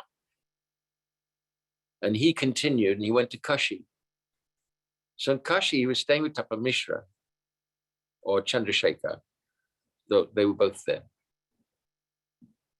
So it was night. Sanatana Goswami, he found out where Lord Chaitanya was staying. And he came and he was sitting outside. He didn't want to butt in. So he was just sitting outside and waiting. And inside the house, Chaitanya Mahaprabhu told the devotees that there's a Vaishnava out there, you bring him in. So they went out, looked around, no, there's no Vaishnava around. So they went in and said, no, there's nobody there. Mahaprabhu said, no, go out and have a look. So they went out and came back and said, there's just some Muslim beggar there. Chaitanya Mahaprabhu said, bring him in. So they brought Sanatana Goswami in. He's got beard, long hair, like Muslim, not at all like Vaishnava, and wearing Muslim clothes also, and this expensive chadar.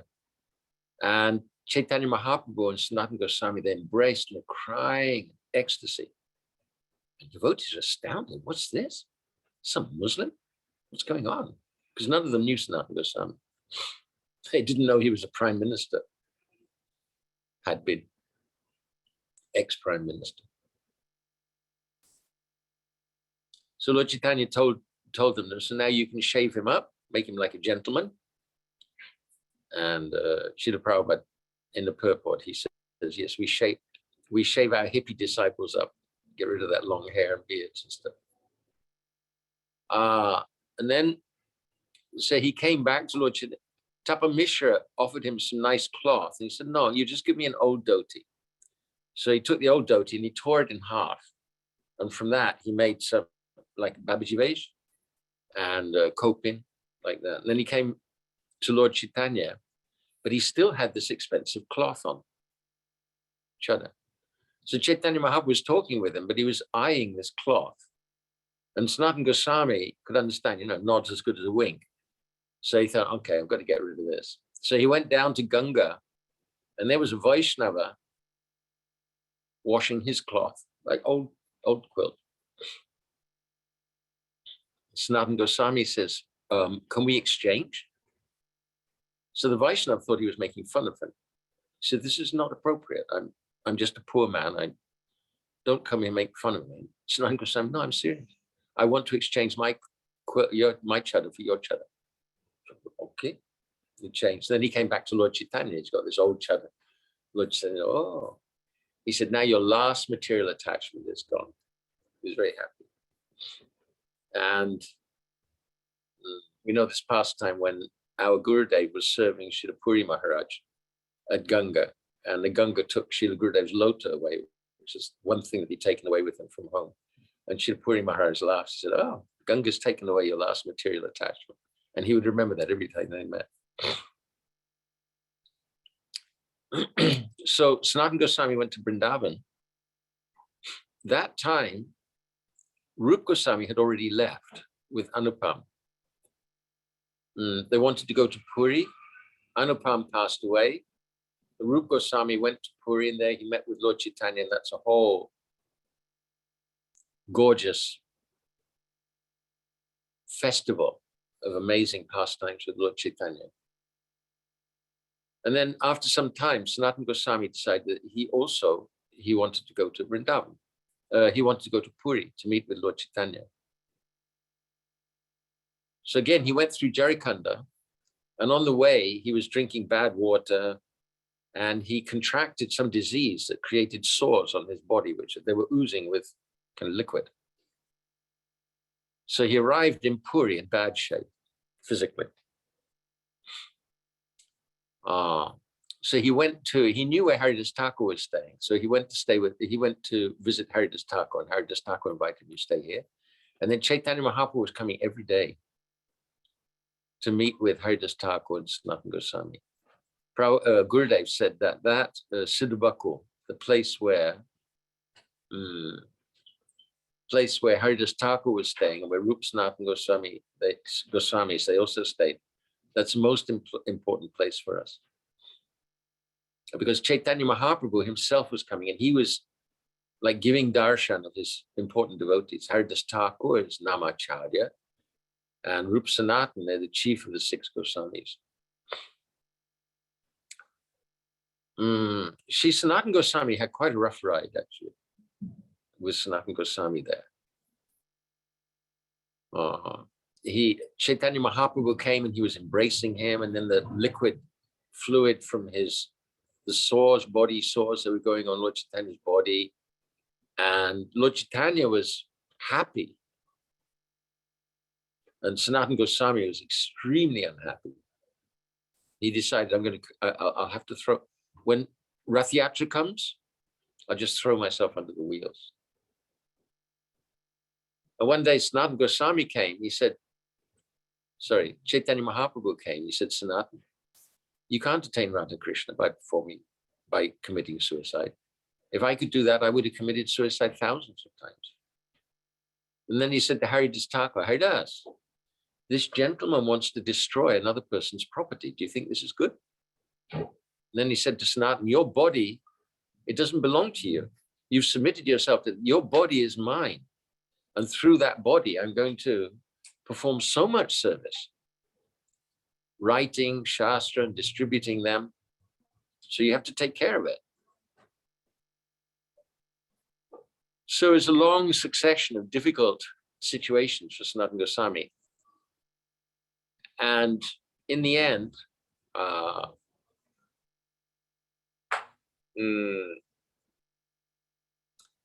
Chaitanya Mahaprabhu asked him to come out to meet him on the beach.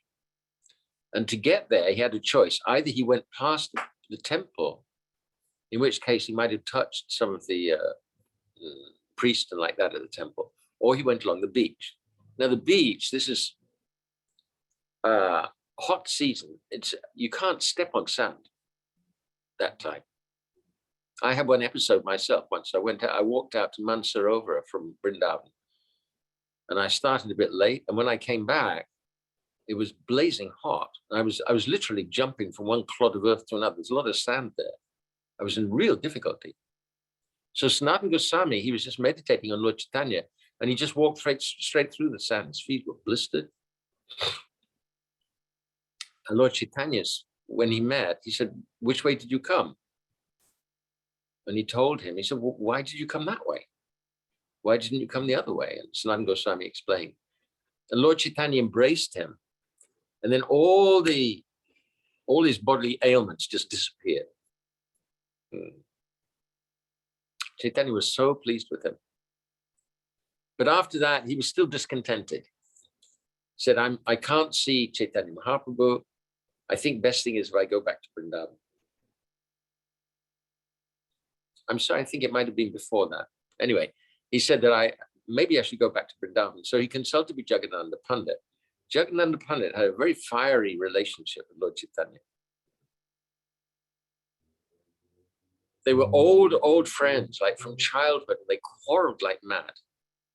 Prem Kara, quarrels in love.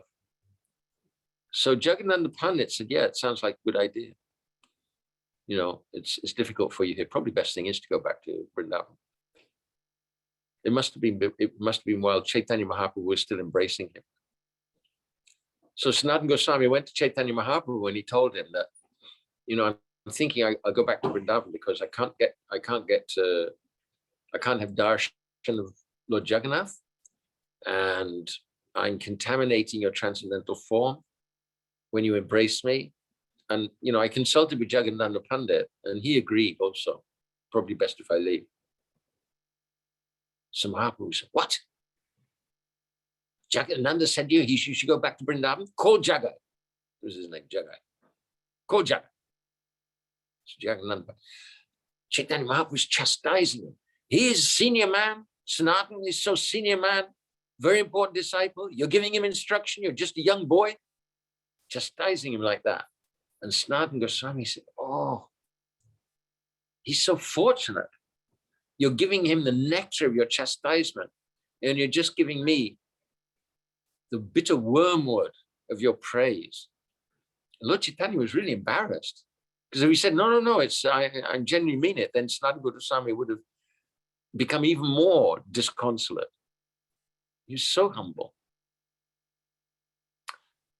So in the end, Sanatana Goswami went back to Vrindavan. He was there with the other Goswamis, and he compiled many, many very important literatures, especially his Brihad Bhagavatamritam.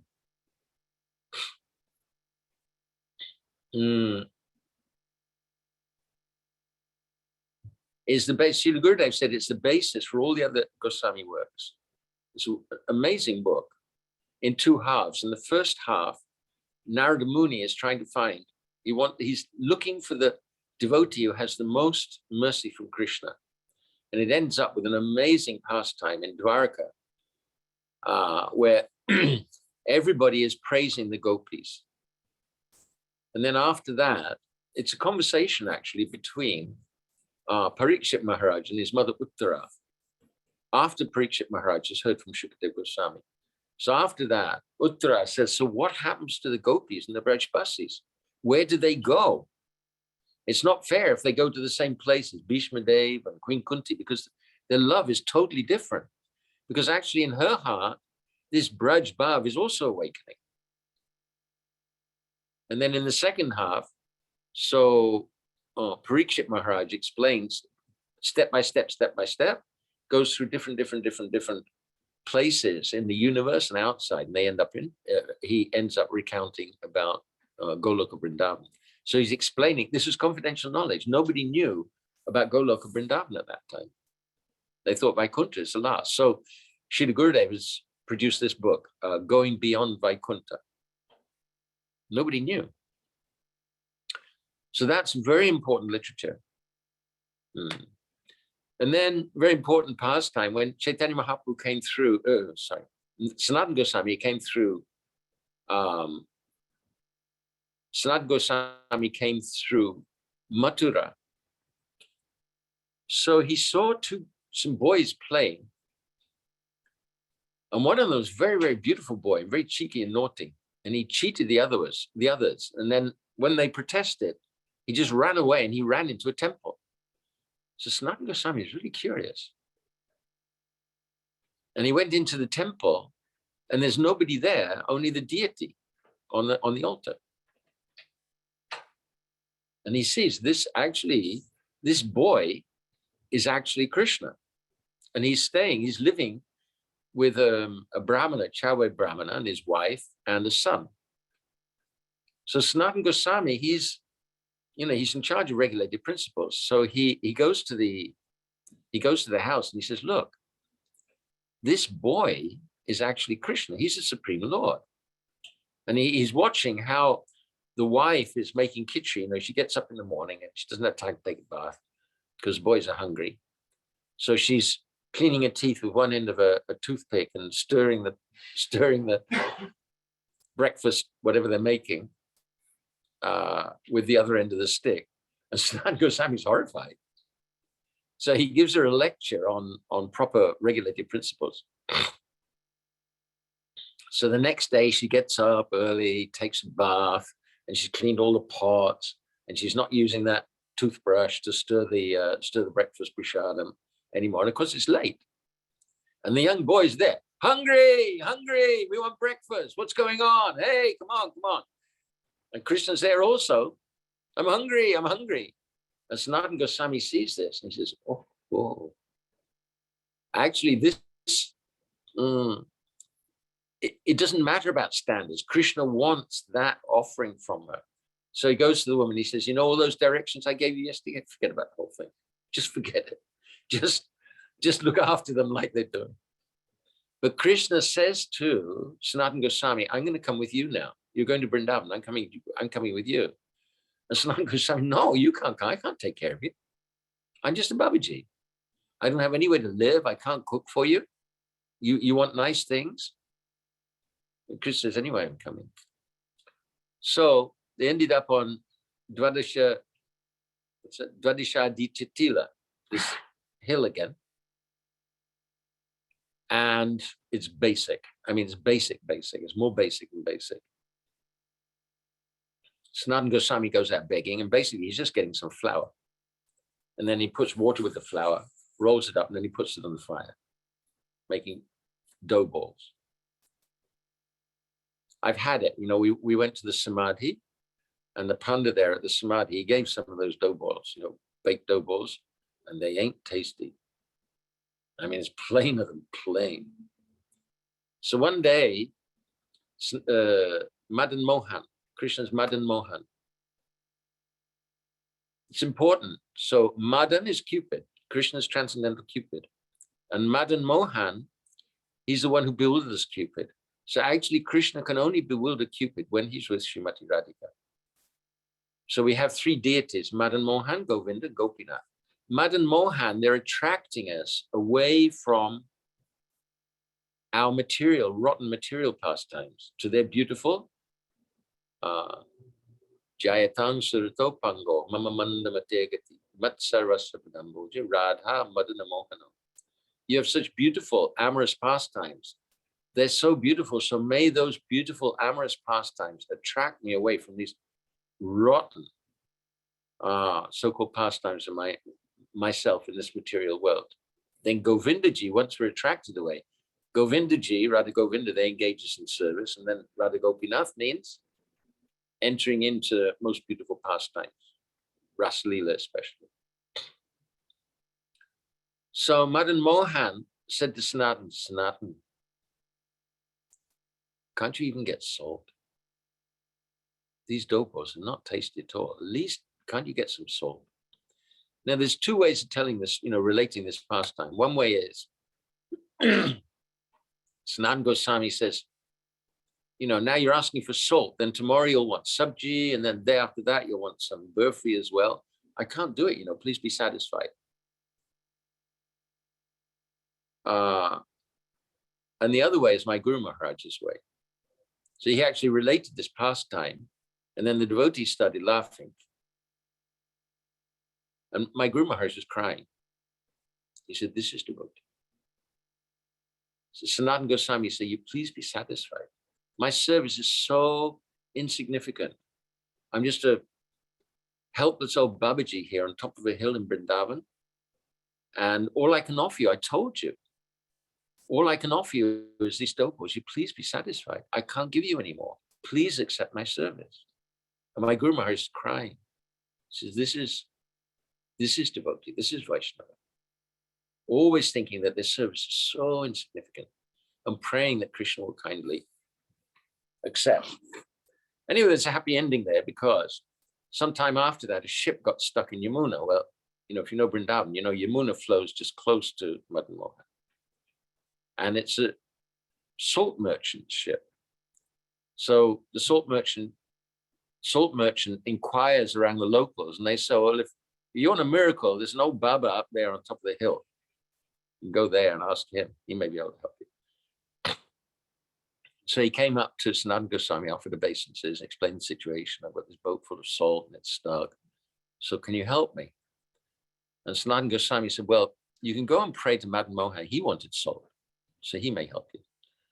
So he's offering obeisances to Madana-mohana, and the ship got free. And then the salt merchant was so grateful that he built this huge, beautiful, beautiful temple there, which subsequently the Muslims ravaged, defiled. But actually, after I think it's 500 years, even if something has been ravaged by the Muslims, still it can be used again. So in principle, they could start worship of Madana-mohana there. But of course, the original Madana-mohana is in Karoli. And that's another pastime, which I don't really have time to relate now. And then there's Pratibhu deities down in just below the old Madana-mohana Temple. So there's a new Madana-mohana Temple. But anyway. So Madana-mohana is attracting us from our material pastimes towards transcendental pastimes. And Sanatana Goswami, he's the guardian and the warden of Sambandhagya, And without Sambandhikyan, we can't make any progress at all. None. So we're totally dependent. At every step, we're actually dependent. So we're totally dependent on the mercy of Sri Radha Madana-mohana Ji and Sri Sanatana Gosvami Ji. So on this auspicious day, like his samadhi is below the hill. Nicely kept, and there's a grunt samadhi there as well, discarded gruntas, manuscripts like that, they kept there. And so many samadhis there of Vaishnavas. Very, very beautiful place. So praying at the lotus feet of Sri Sanatana Goswami, praying to Sri Radha Madana-mohana, that they'll kindly give us this Sambandha Gyan so that we can advance from our position of intense, age-long attachment to matter and all our so-called material possessions and our so-called material moods and attachments and everything, that we'll be able to, just like in that prayer that Srila Prabhodananda Sarasvati Thakur was praying, that we'll be able to let go of those things so that be prepared to let go of them, open up to the mercy of our acharyas, and they will give us this beautiful grace whereby we can actually develop loving attachment for Guru, Gauranga, Radha, Krishna, and all these other things will just fall away. Hare Krishna, Vancha Kalpatarubhishta Kripa Sindhavyacha Putidanam Pavanebhyo Vaishnavebhyo Namo Namaha. Hare Krishna.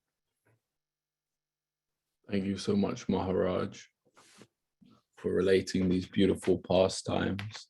I had heard that story about the salt, but I'd never heard it in that mood. That was Srila Prabhupada who was saying it in that way. Yeah. My Guru Maharaj, Srila Prabhupada. Yeah. Thank you. Thank you Hare for Krishna. relating these pastimes. Thank you, Maharaj. I hope you're able to attend many of the Parikrama days. So we're now returning back to Pujapad Jadandi Maharaj for the last leg of today's Parikrama, where we will be going to Asta-sakhi Mandir.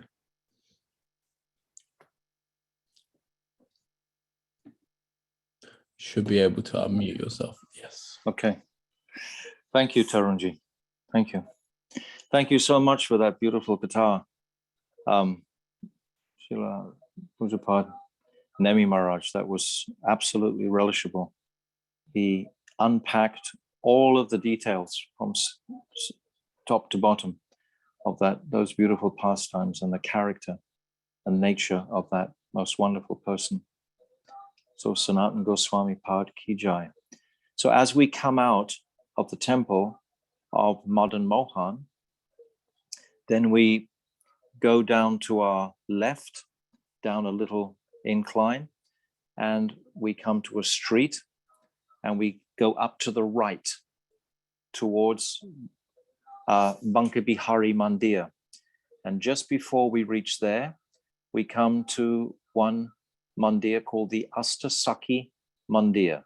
So it's not actually written on the schedule sheet, but every year we always go there right at the very end of our parikrama. Just in front, before we get there, there's Advaita Vat. And then really close by is the Astasaki Mandir. So I'm offering all my Dandavat pranams to my beloved Gurudev and to Sachinandan Gaurahari to please be able to say something of value about this wonderful mandir. This mandir recently has been totally renovated inside, and it's very, very beautiful to appreciate and witness. It has all new dioramas around and has very beautiful deities of the Astasakis themselves. There's Lalita Devi, Vishaka, of course, are the central deities. And then there is Chitra, Champakalata, Tunga Vidya, as we've already described today, who is Prabhodananda Sarasvati. And then there's Induleka, Sudevi, and Rangadevi. These 8 Sakis, Champakalata, didn't mention her name too. So we are appreciating the identities of these personalities. Sri Radhika, when Krishna manifests that Swarup Shakti, of course, Sri Radhika is eternal, so there's never a manifestation, but it's described this way for us conditioned souls, that when Krishna manifests Swarup Shakti, Sri Radhika, she wants to only just render service completely to Sri Krishna. And she understands Krishna as being the Raso Vaisa. His capacity to experience and taste rasa is unlimited. So Radhika, she wants to reciprocate with that unlimited receptivity that Krishna has. So she manifests these 8 principal sakhis. And then from these 8 principal sakhis, each of those sakhis, they manifest another 8 sakhis. And then those sakhis manifest another 8 sakhis. They're empowered to do this from Sri Radhika. These are all called Radha Kaya Vyuha. These are all manifesting originally from Sri Radhika. She is the origin. So it's described by Srila Vishwanath Chakravarti Thakur, there are 300 billion gopis dancing in the Ras Leela pastime that we just touched on a little bit yesterday, the Sarat Purnima. We didn't actually describe it, but we mentioned it. And these first sakhis, the Asta-sakhis, they are called Priyanam Sakhis. And Srila Vishwanath Chakravarti Thakur and Rupa Goswami, they've described clearly the 5 different camps or groups of all the sakhis. The sakhis are divided into groups to create more waves in the nectar ocean of rasa, because in the various groups, they have their own principal identities. They have their own leaders, etc. So in the 4 principal groups, that's the Swapaksh, Vipaksh, the Surit, and the Tatashta. And Manjalali, she has a list of these that we can throw up on the screen, and you can look at them.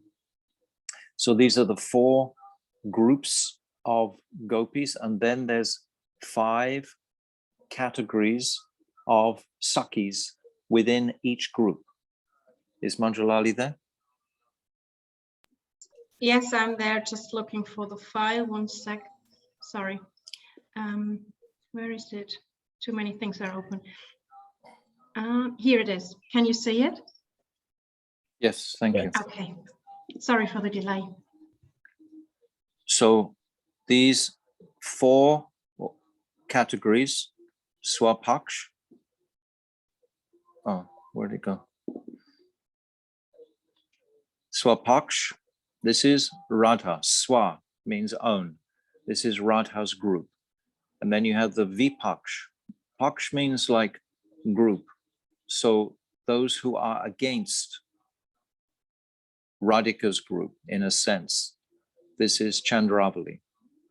And then there's the Surit, who are friendly towards Radhika's group. And then there's the Tatashta, who are neutral, but in fact more inclined towards Chandravali's group. So these are the 4 divisions amongst all the different gopis that Sri Radhika manifests for the pleasure of Krishna's pastimes. So these pastimes in Vrindavan that we're hearing about, and we will hear about in the next 30 days, many of these pastimes revolve around the politics, we can say, between these 4 groups of gopis. And this adds to the nectar rasa. Oh, you can leave that on the screen, because I'm just going to go to the below there and describe the 5 types of sakhis. You can see it again? Yes. Okay. So we have the sakhi. Now, in each of those groups, they have 5 different gradations, so to speak. So we have Sakhi, Nitya-sakhi, Pran-sakhi, Priya-sakhi, and Priyanam-sakhi.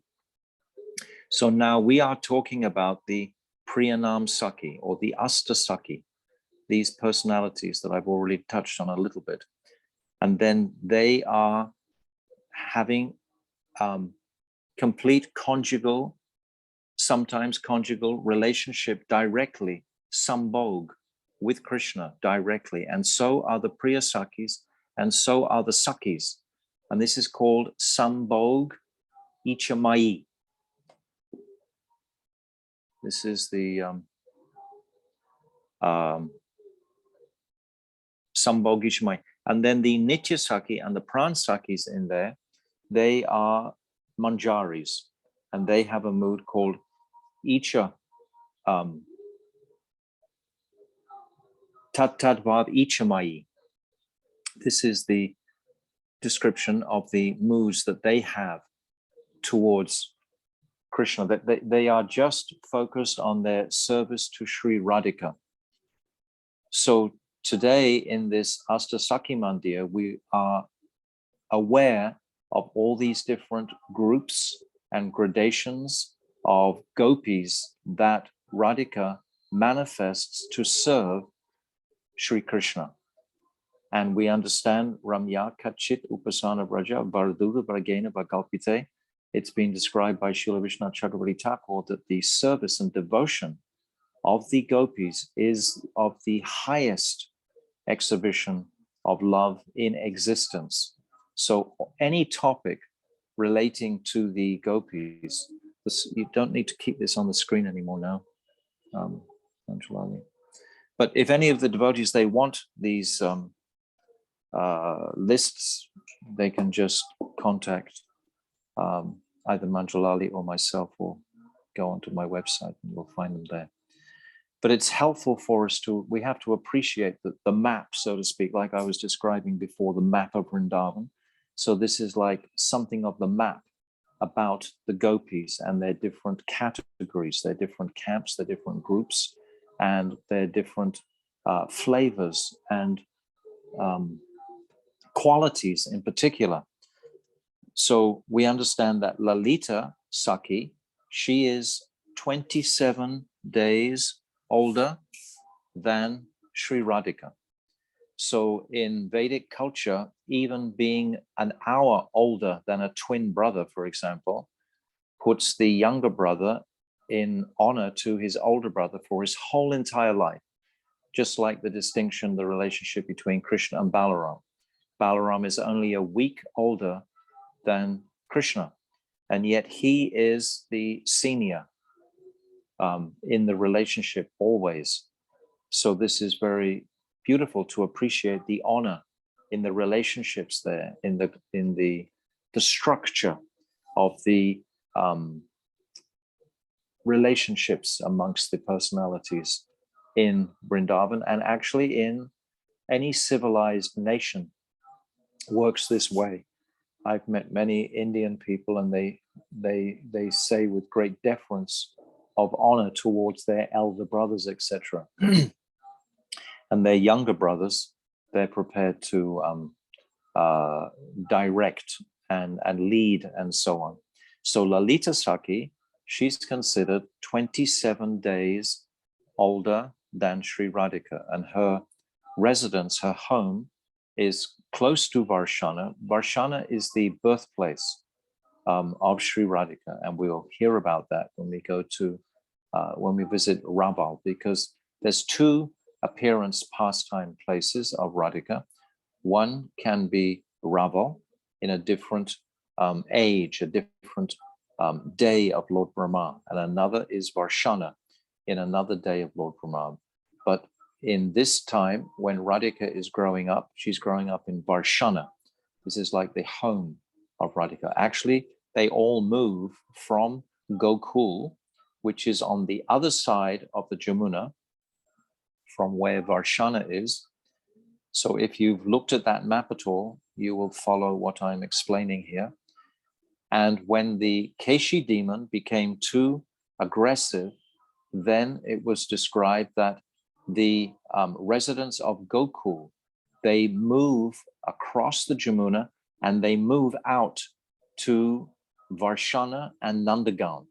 They change homes when Krishna's about 4 years old, 3 years old, 4 years old. They move from Gokul and they make the journey around Govardhan, and then they, both the families, Rishabhanu Maharaj and Nanda Maharaj, they have their family groups, and they're very much linked together. They're exceptional friends with each other, Rishabhanu Maharaj and Nanda Baba.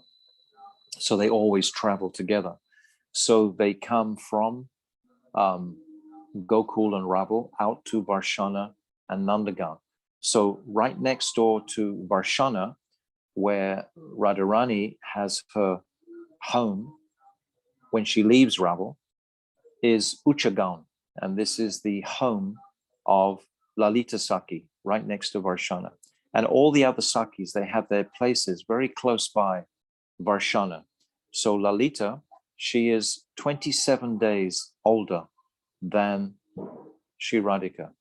And Vishaka, she was born at exactly the same moment as Sri Radhika, which makes for an incredible distinctive relationship between Radha and Vishaka. It's amazingly close, and they are practically just like complete twin sisters almost, because they're born at the same moment. Lalita Sakhi, she's the more controlling personality. Her mood is called pragalbha. She has a dominating nature, which she uses to bring about the meeting between Krishna and Radha. And when we read books like Vidagdha Madhav or Lalit Madhav to some degree, we can appreciate just how much effort these Sakhis have to make to arrange for the pastimes between Radha and Krishna so that they're able to meet, because there's all kinds of obstacles always to make a much more exciting backdrop, and generating greed and enthusiasm is what all these pastimes and obstructions are about, so that when Radha and Krishna do finally meet with each other, then the meeting is so extremely incredible, and then the highest union can actually manifest. And then there's Chitra, and Chitra is she's 26 days younger than Sri Radhika. So out of all the Astasakis, Chitra is the most junior, we can say. So she has a special place in her relationship with Sri Radhika, because Radhika can boss her around sometimes like this. And this makes a very beautiful relationship, just like Radhika does with her personal manjaris, like Rupa Manjari, etc., Lavanga Manjari, Vilas Manjari, Rati Manjari. All the manjaris, they belong to Radhika. They are her own. They have so much mamata just for Radhika. But the Sakhis, they have a different mood towards Radhika, because they also entertain a relationship with Krishna. Radhika daily induces Krishna to go and separately enjoy with these Sakhis. So they have this sambhog capacity within them to have a relationship with Krishna. Whereas the manjaris, of course, they don't even go near that place of relationship with Krishna. Their nishtha is just only totally to Radhika. So Chitra is the youngest of these Sakhis. And then Champakalata, she's 1 day younger than Radhika. So by appreciating these ages, I think we can start something, we can appreciate the individuality of these Sakhis that we're here glorifying today in this Asta-sakhi Mandir. It's their place. It's the meditation that we carry or that we absorb ourselves in while we're in this particular mandir. It's a very powerful, potent place of meditation. I can remember many years actually our Pujapad Nemi Maharaj, he would be speaking in front of the Parikrama party at this place, but today he wanted to do Sanatana Goswami, so he's graciously left me this Sakhi Mandir, Asta-sakhi Mandir. And then Tungavidya, as we described before, is 5 days older than Radhika. So there's somewhat mood of honor towards Tungavidya.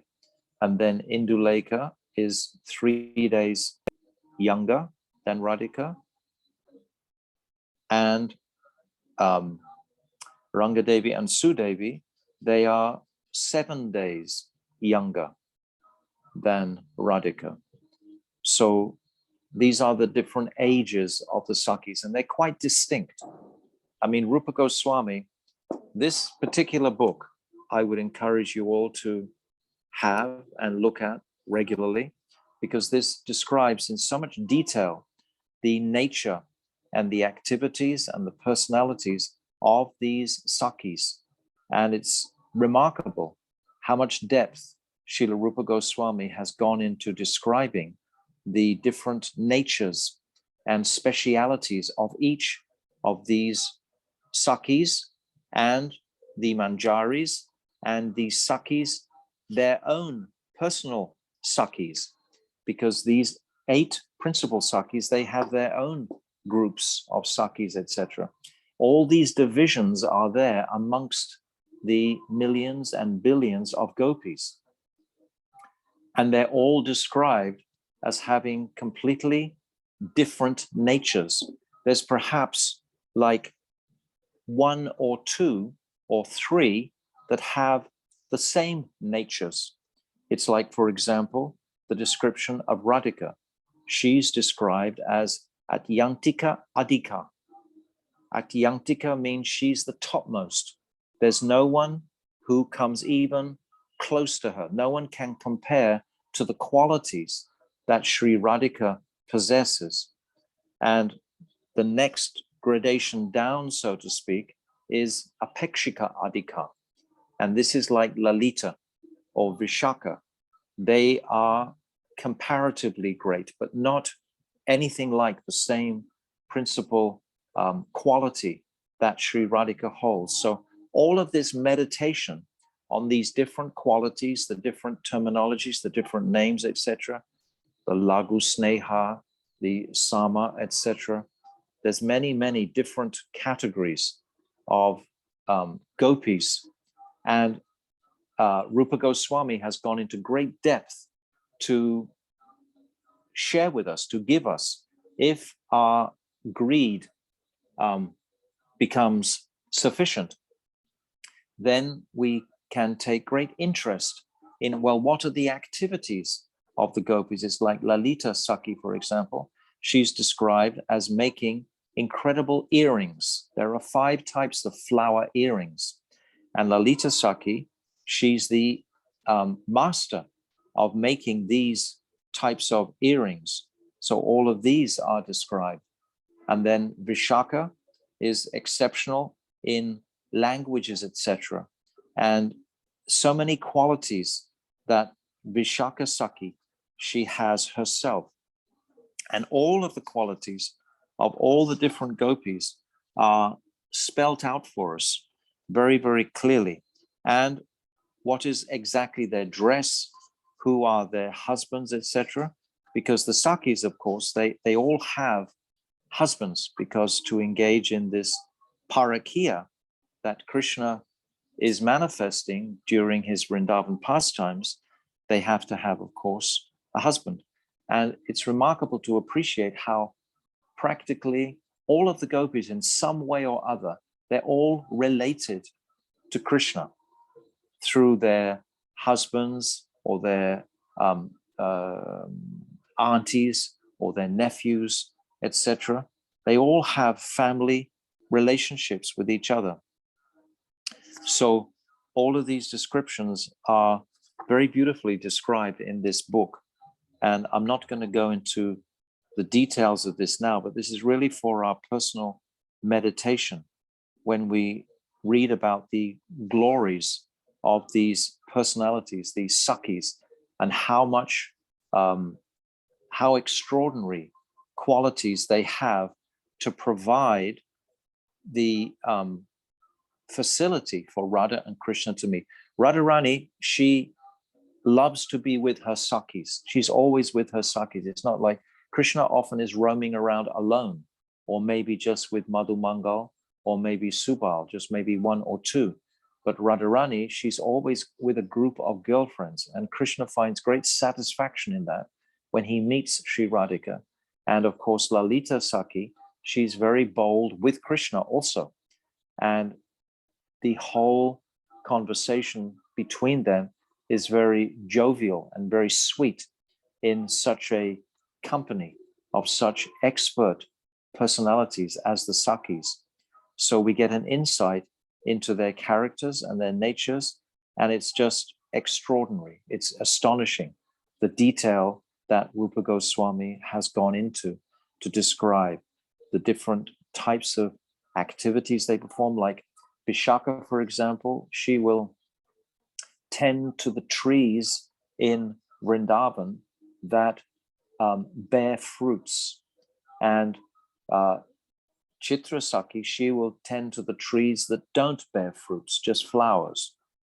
All trees bear fruits of some sort, but not eating fruits. So all of these different details are actually described extraordinarily at length within most of the pages of this particular book. And when we hear from our Gurudev, he's described something of these glories. He hasn't described extensively these glories. He's described the pastimes between the Sakhis and Radhika, but he hasn't described their personalities, to my knowledge, so much in depth. So I'm just going to leave it here for today. Our time is practically over, and we're getting tremendous inspiration from being in this Asta-sakhi Mandir, because we're remembering the focus and importance of our lives as practitioners, as sadhaks, is to aim for the devotion, to try to encourage the devotion within our hearts of the gopis. We are in anugatya of the gopis. We are following in their footsteps. We are rag anugas, following in the footsteps of the beloved gopis of Braj. So this is our focus and our meditation during our whole parikrama. The purpose of every katha, basically, is to inspire devotion into the heart of the listeners and the speaker himself. We are always concerned, where is this mood of devotion? How can I increase my devotion? And this is the mood of all the Sakhis, and they are assisting totally. It's like we sing in our prayer every morning in the Guru Vastakam, how Guru is very much anxious to make the arrangements for the meeting of Radha and Krishna. In the 6th verse, it's described, Nikunja Yuna Rati Kali Siddhai. So all of the activities of the manjaris in our Guru Vargya are connecting to the Sakhis. So the Sakhis are in a different group to the manjaris, because the Sakhis will engage directly in conjugal pastimes with Krishna. It's like in the Ras Leela. It's just the Sakhis who are actually dancing with Krishna. It's not the manjaris. The manjaris are serving in different capacities during the Ras Leela. So we are, by the gift of Mahaprabhu, eligible for this Manjari Bhav at some future lifetime. Sakhi Bhav is a different category altogether. So where we've come, we're glorifying the nature and speciality of the Sakhis, particularly the Ashtasakhis. So this is something, I've just touched on some hints, basically. It's such a vast topic, but we are on Parikrama, and this is the very last place of our Parikrama, but it's to leave us with this anticipation of sweeter and sweeter descriptions, which will come through the next 4 weeks, the next 30 days, we will always, they will be the backdrop of the gopis' praying and the gopis' devotion towards Krishna, for us to become inspired to follow in their footsteps as Raga Anuga Bhaktas. So thank you very much for listening, and may these beautiful pastimes become more and more inspired in our hearts over the next 30 days. Jai. Vanshakapatarubhyascha, Kripasindavevacha, Patitanam Pavnebhyo Vaishnavebhyo Namaha. Haribol, Maharaj. You concluded today's Parikrama so beautifully. I don't really want to add anything, but I just want to say very briefly that I realized that one of the specialities of Vrindavan, I just realized just now, that one of the specialities of Vrindavan is that it's full of Udapan, the stimulus, full of Vaishnavas to elucidate in such deep manners on all of these topics. So we're very grateful to be going to Vrindavan via this format of Zoom and hearing in such great detail. And I've heard many of these pastimes today before, but in such detail, I heard them today I've not heard before. And I feel, therefore, that there's much more has come. So I feel a lot of gratitude. So thank you so much for engaging me, Maharaj, and making sure that I'm here. And like you said before, taking me by the hand to come with you on Parikrama. And Nemi Maharaj. And Nemi Maharaj, of course. Yeah. Of course. Yeah. Thank you. So just a very brief recap. I just wanted to wrap up something today. That today we looked at the map of Vrindavan, and we glorified Jamuna Devi, and we glorified Prabhodananda Sarasvati, and we glorified Kaliya, and we've glorified Sanatana Gosvami, and now we've just concluded with the Asta-sakhi. So there were these 6 topics that we've covered that we can meditate on for our chanting for the rest of the day. So that was my conclusion then. Okay. Jai. Jai. Okay, so now we'll hand over to Srimati Radhika Didi to conclude today's program. Oh, before I hand over to you, I'm meant to announce at 6 p.m. UK time, please convert to your various times. We will be having another program also visiting these places, and the speakers for this evening will be Shriman Rasik Mohan Prabhu and Shripad Ashram Maharaj. So it's really another very auspicious opportunity to go more deeply into these pastime places and these leelas. So I encourage all of you to attend at 6 p.m. UK time. So I'll hand over to Radhika Didi now to close the program with Kirtan.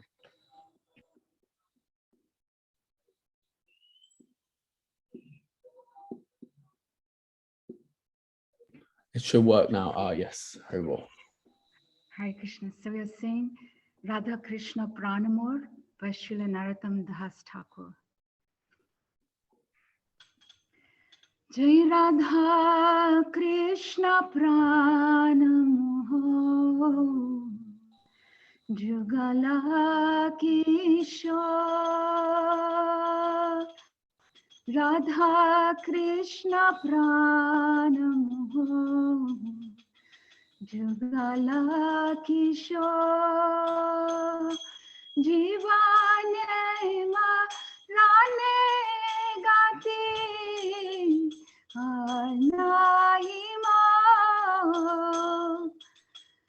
Jivane Marane Gati Anaima Radha Krishna Pranamur Jugala Kishore Radha Krishna Pranamur Jugala Kishore Kalindira Kule Kele Kadambera Vana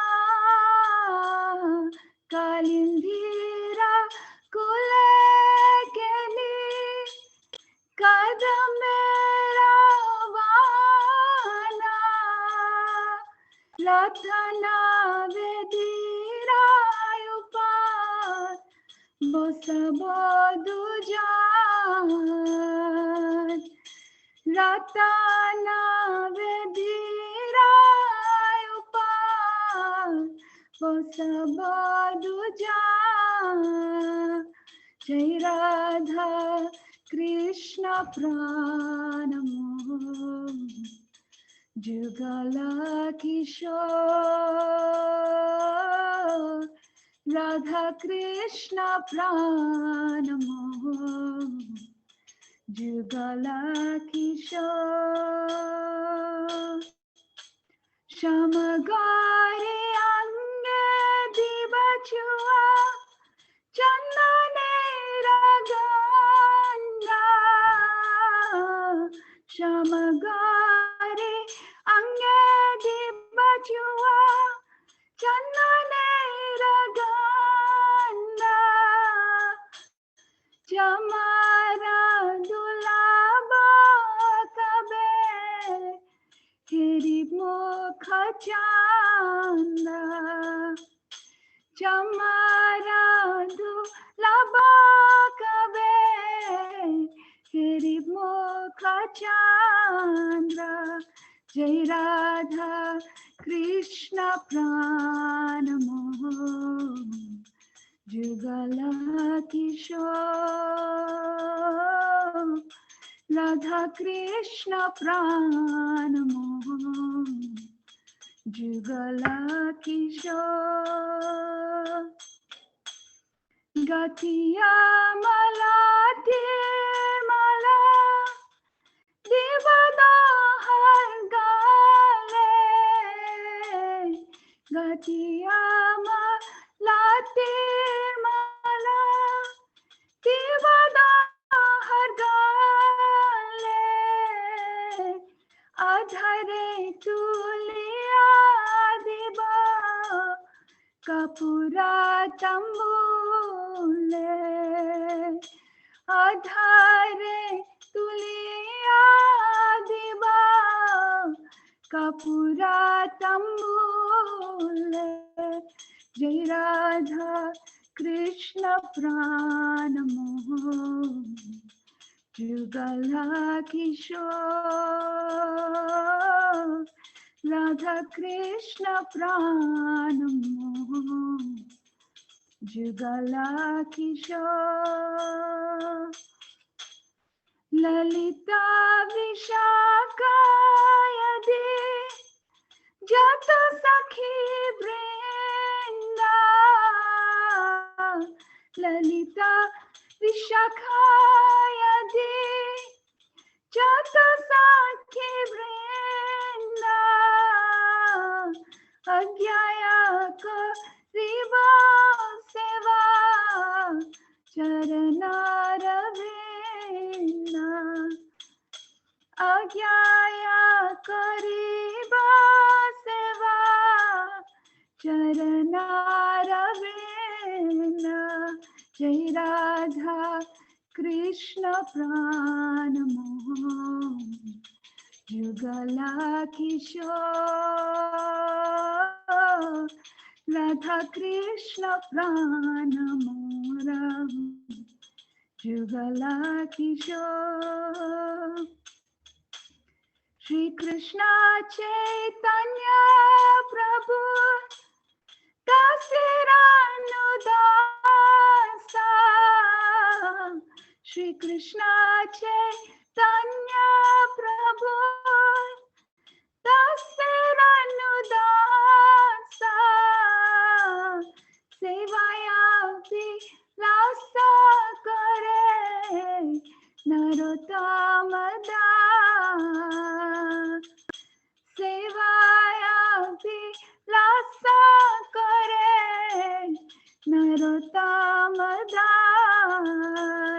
Jai Radha Krishna Pranamohan Jugala Kishore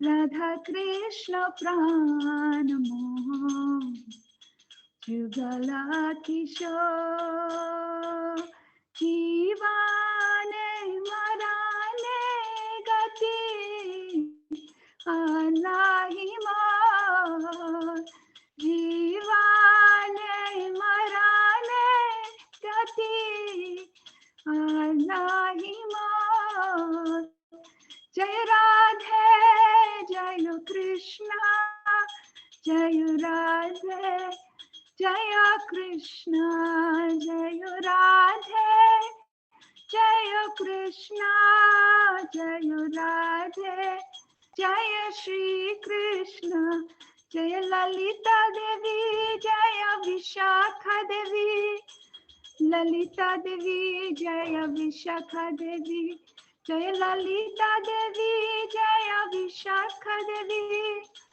Lalita Devi Jaya Vishakha Devi Jaya Shri Rupa Manjari Jaya Shri Rati Manjari Shri Rupa Manjari Jaya Shri Rati Manjari Jaya Shri Rupa Manjari Jaya Shri Rati Manjari Shri Rupa Manjari Jaya Shri Rati Manjari Jaya Jaya Gurudev Gurudev Gurudev Jaya Jaya Gurudev Jaya Jaya Gurudev Gurudev Gurudev Jaya Jaya Gurudev Jaya Jaya Prabhupada Prabhupada Prabhupada Jaya Prabhupada Jaya Jaya Prabhupada Prabhupada Prabhupada Jaya Jaya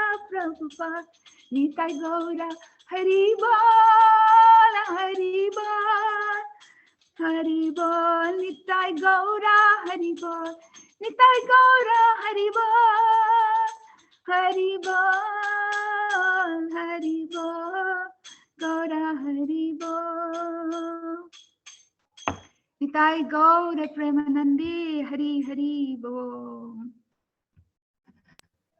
Abel, thank you so much for your kirtan. Okay. Vancha kalpa trubhyascha kripa sindhu vaevacha patitanam pavanebhyo vaishnavebhyo namo namaha. Thank you everyone for coming. Now is the end of our program.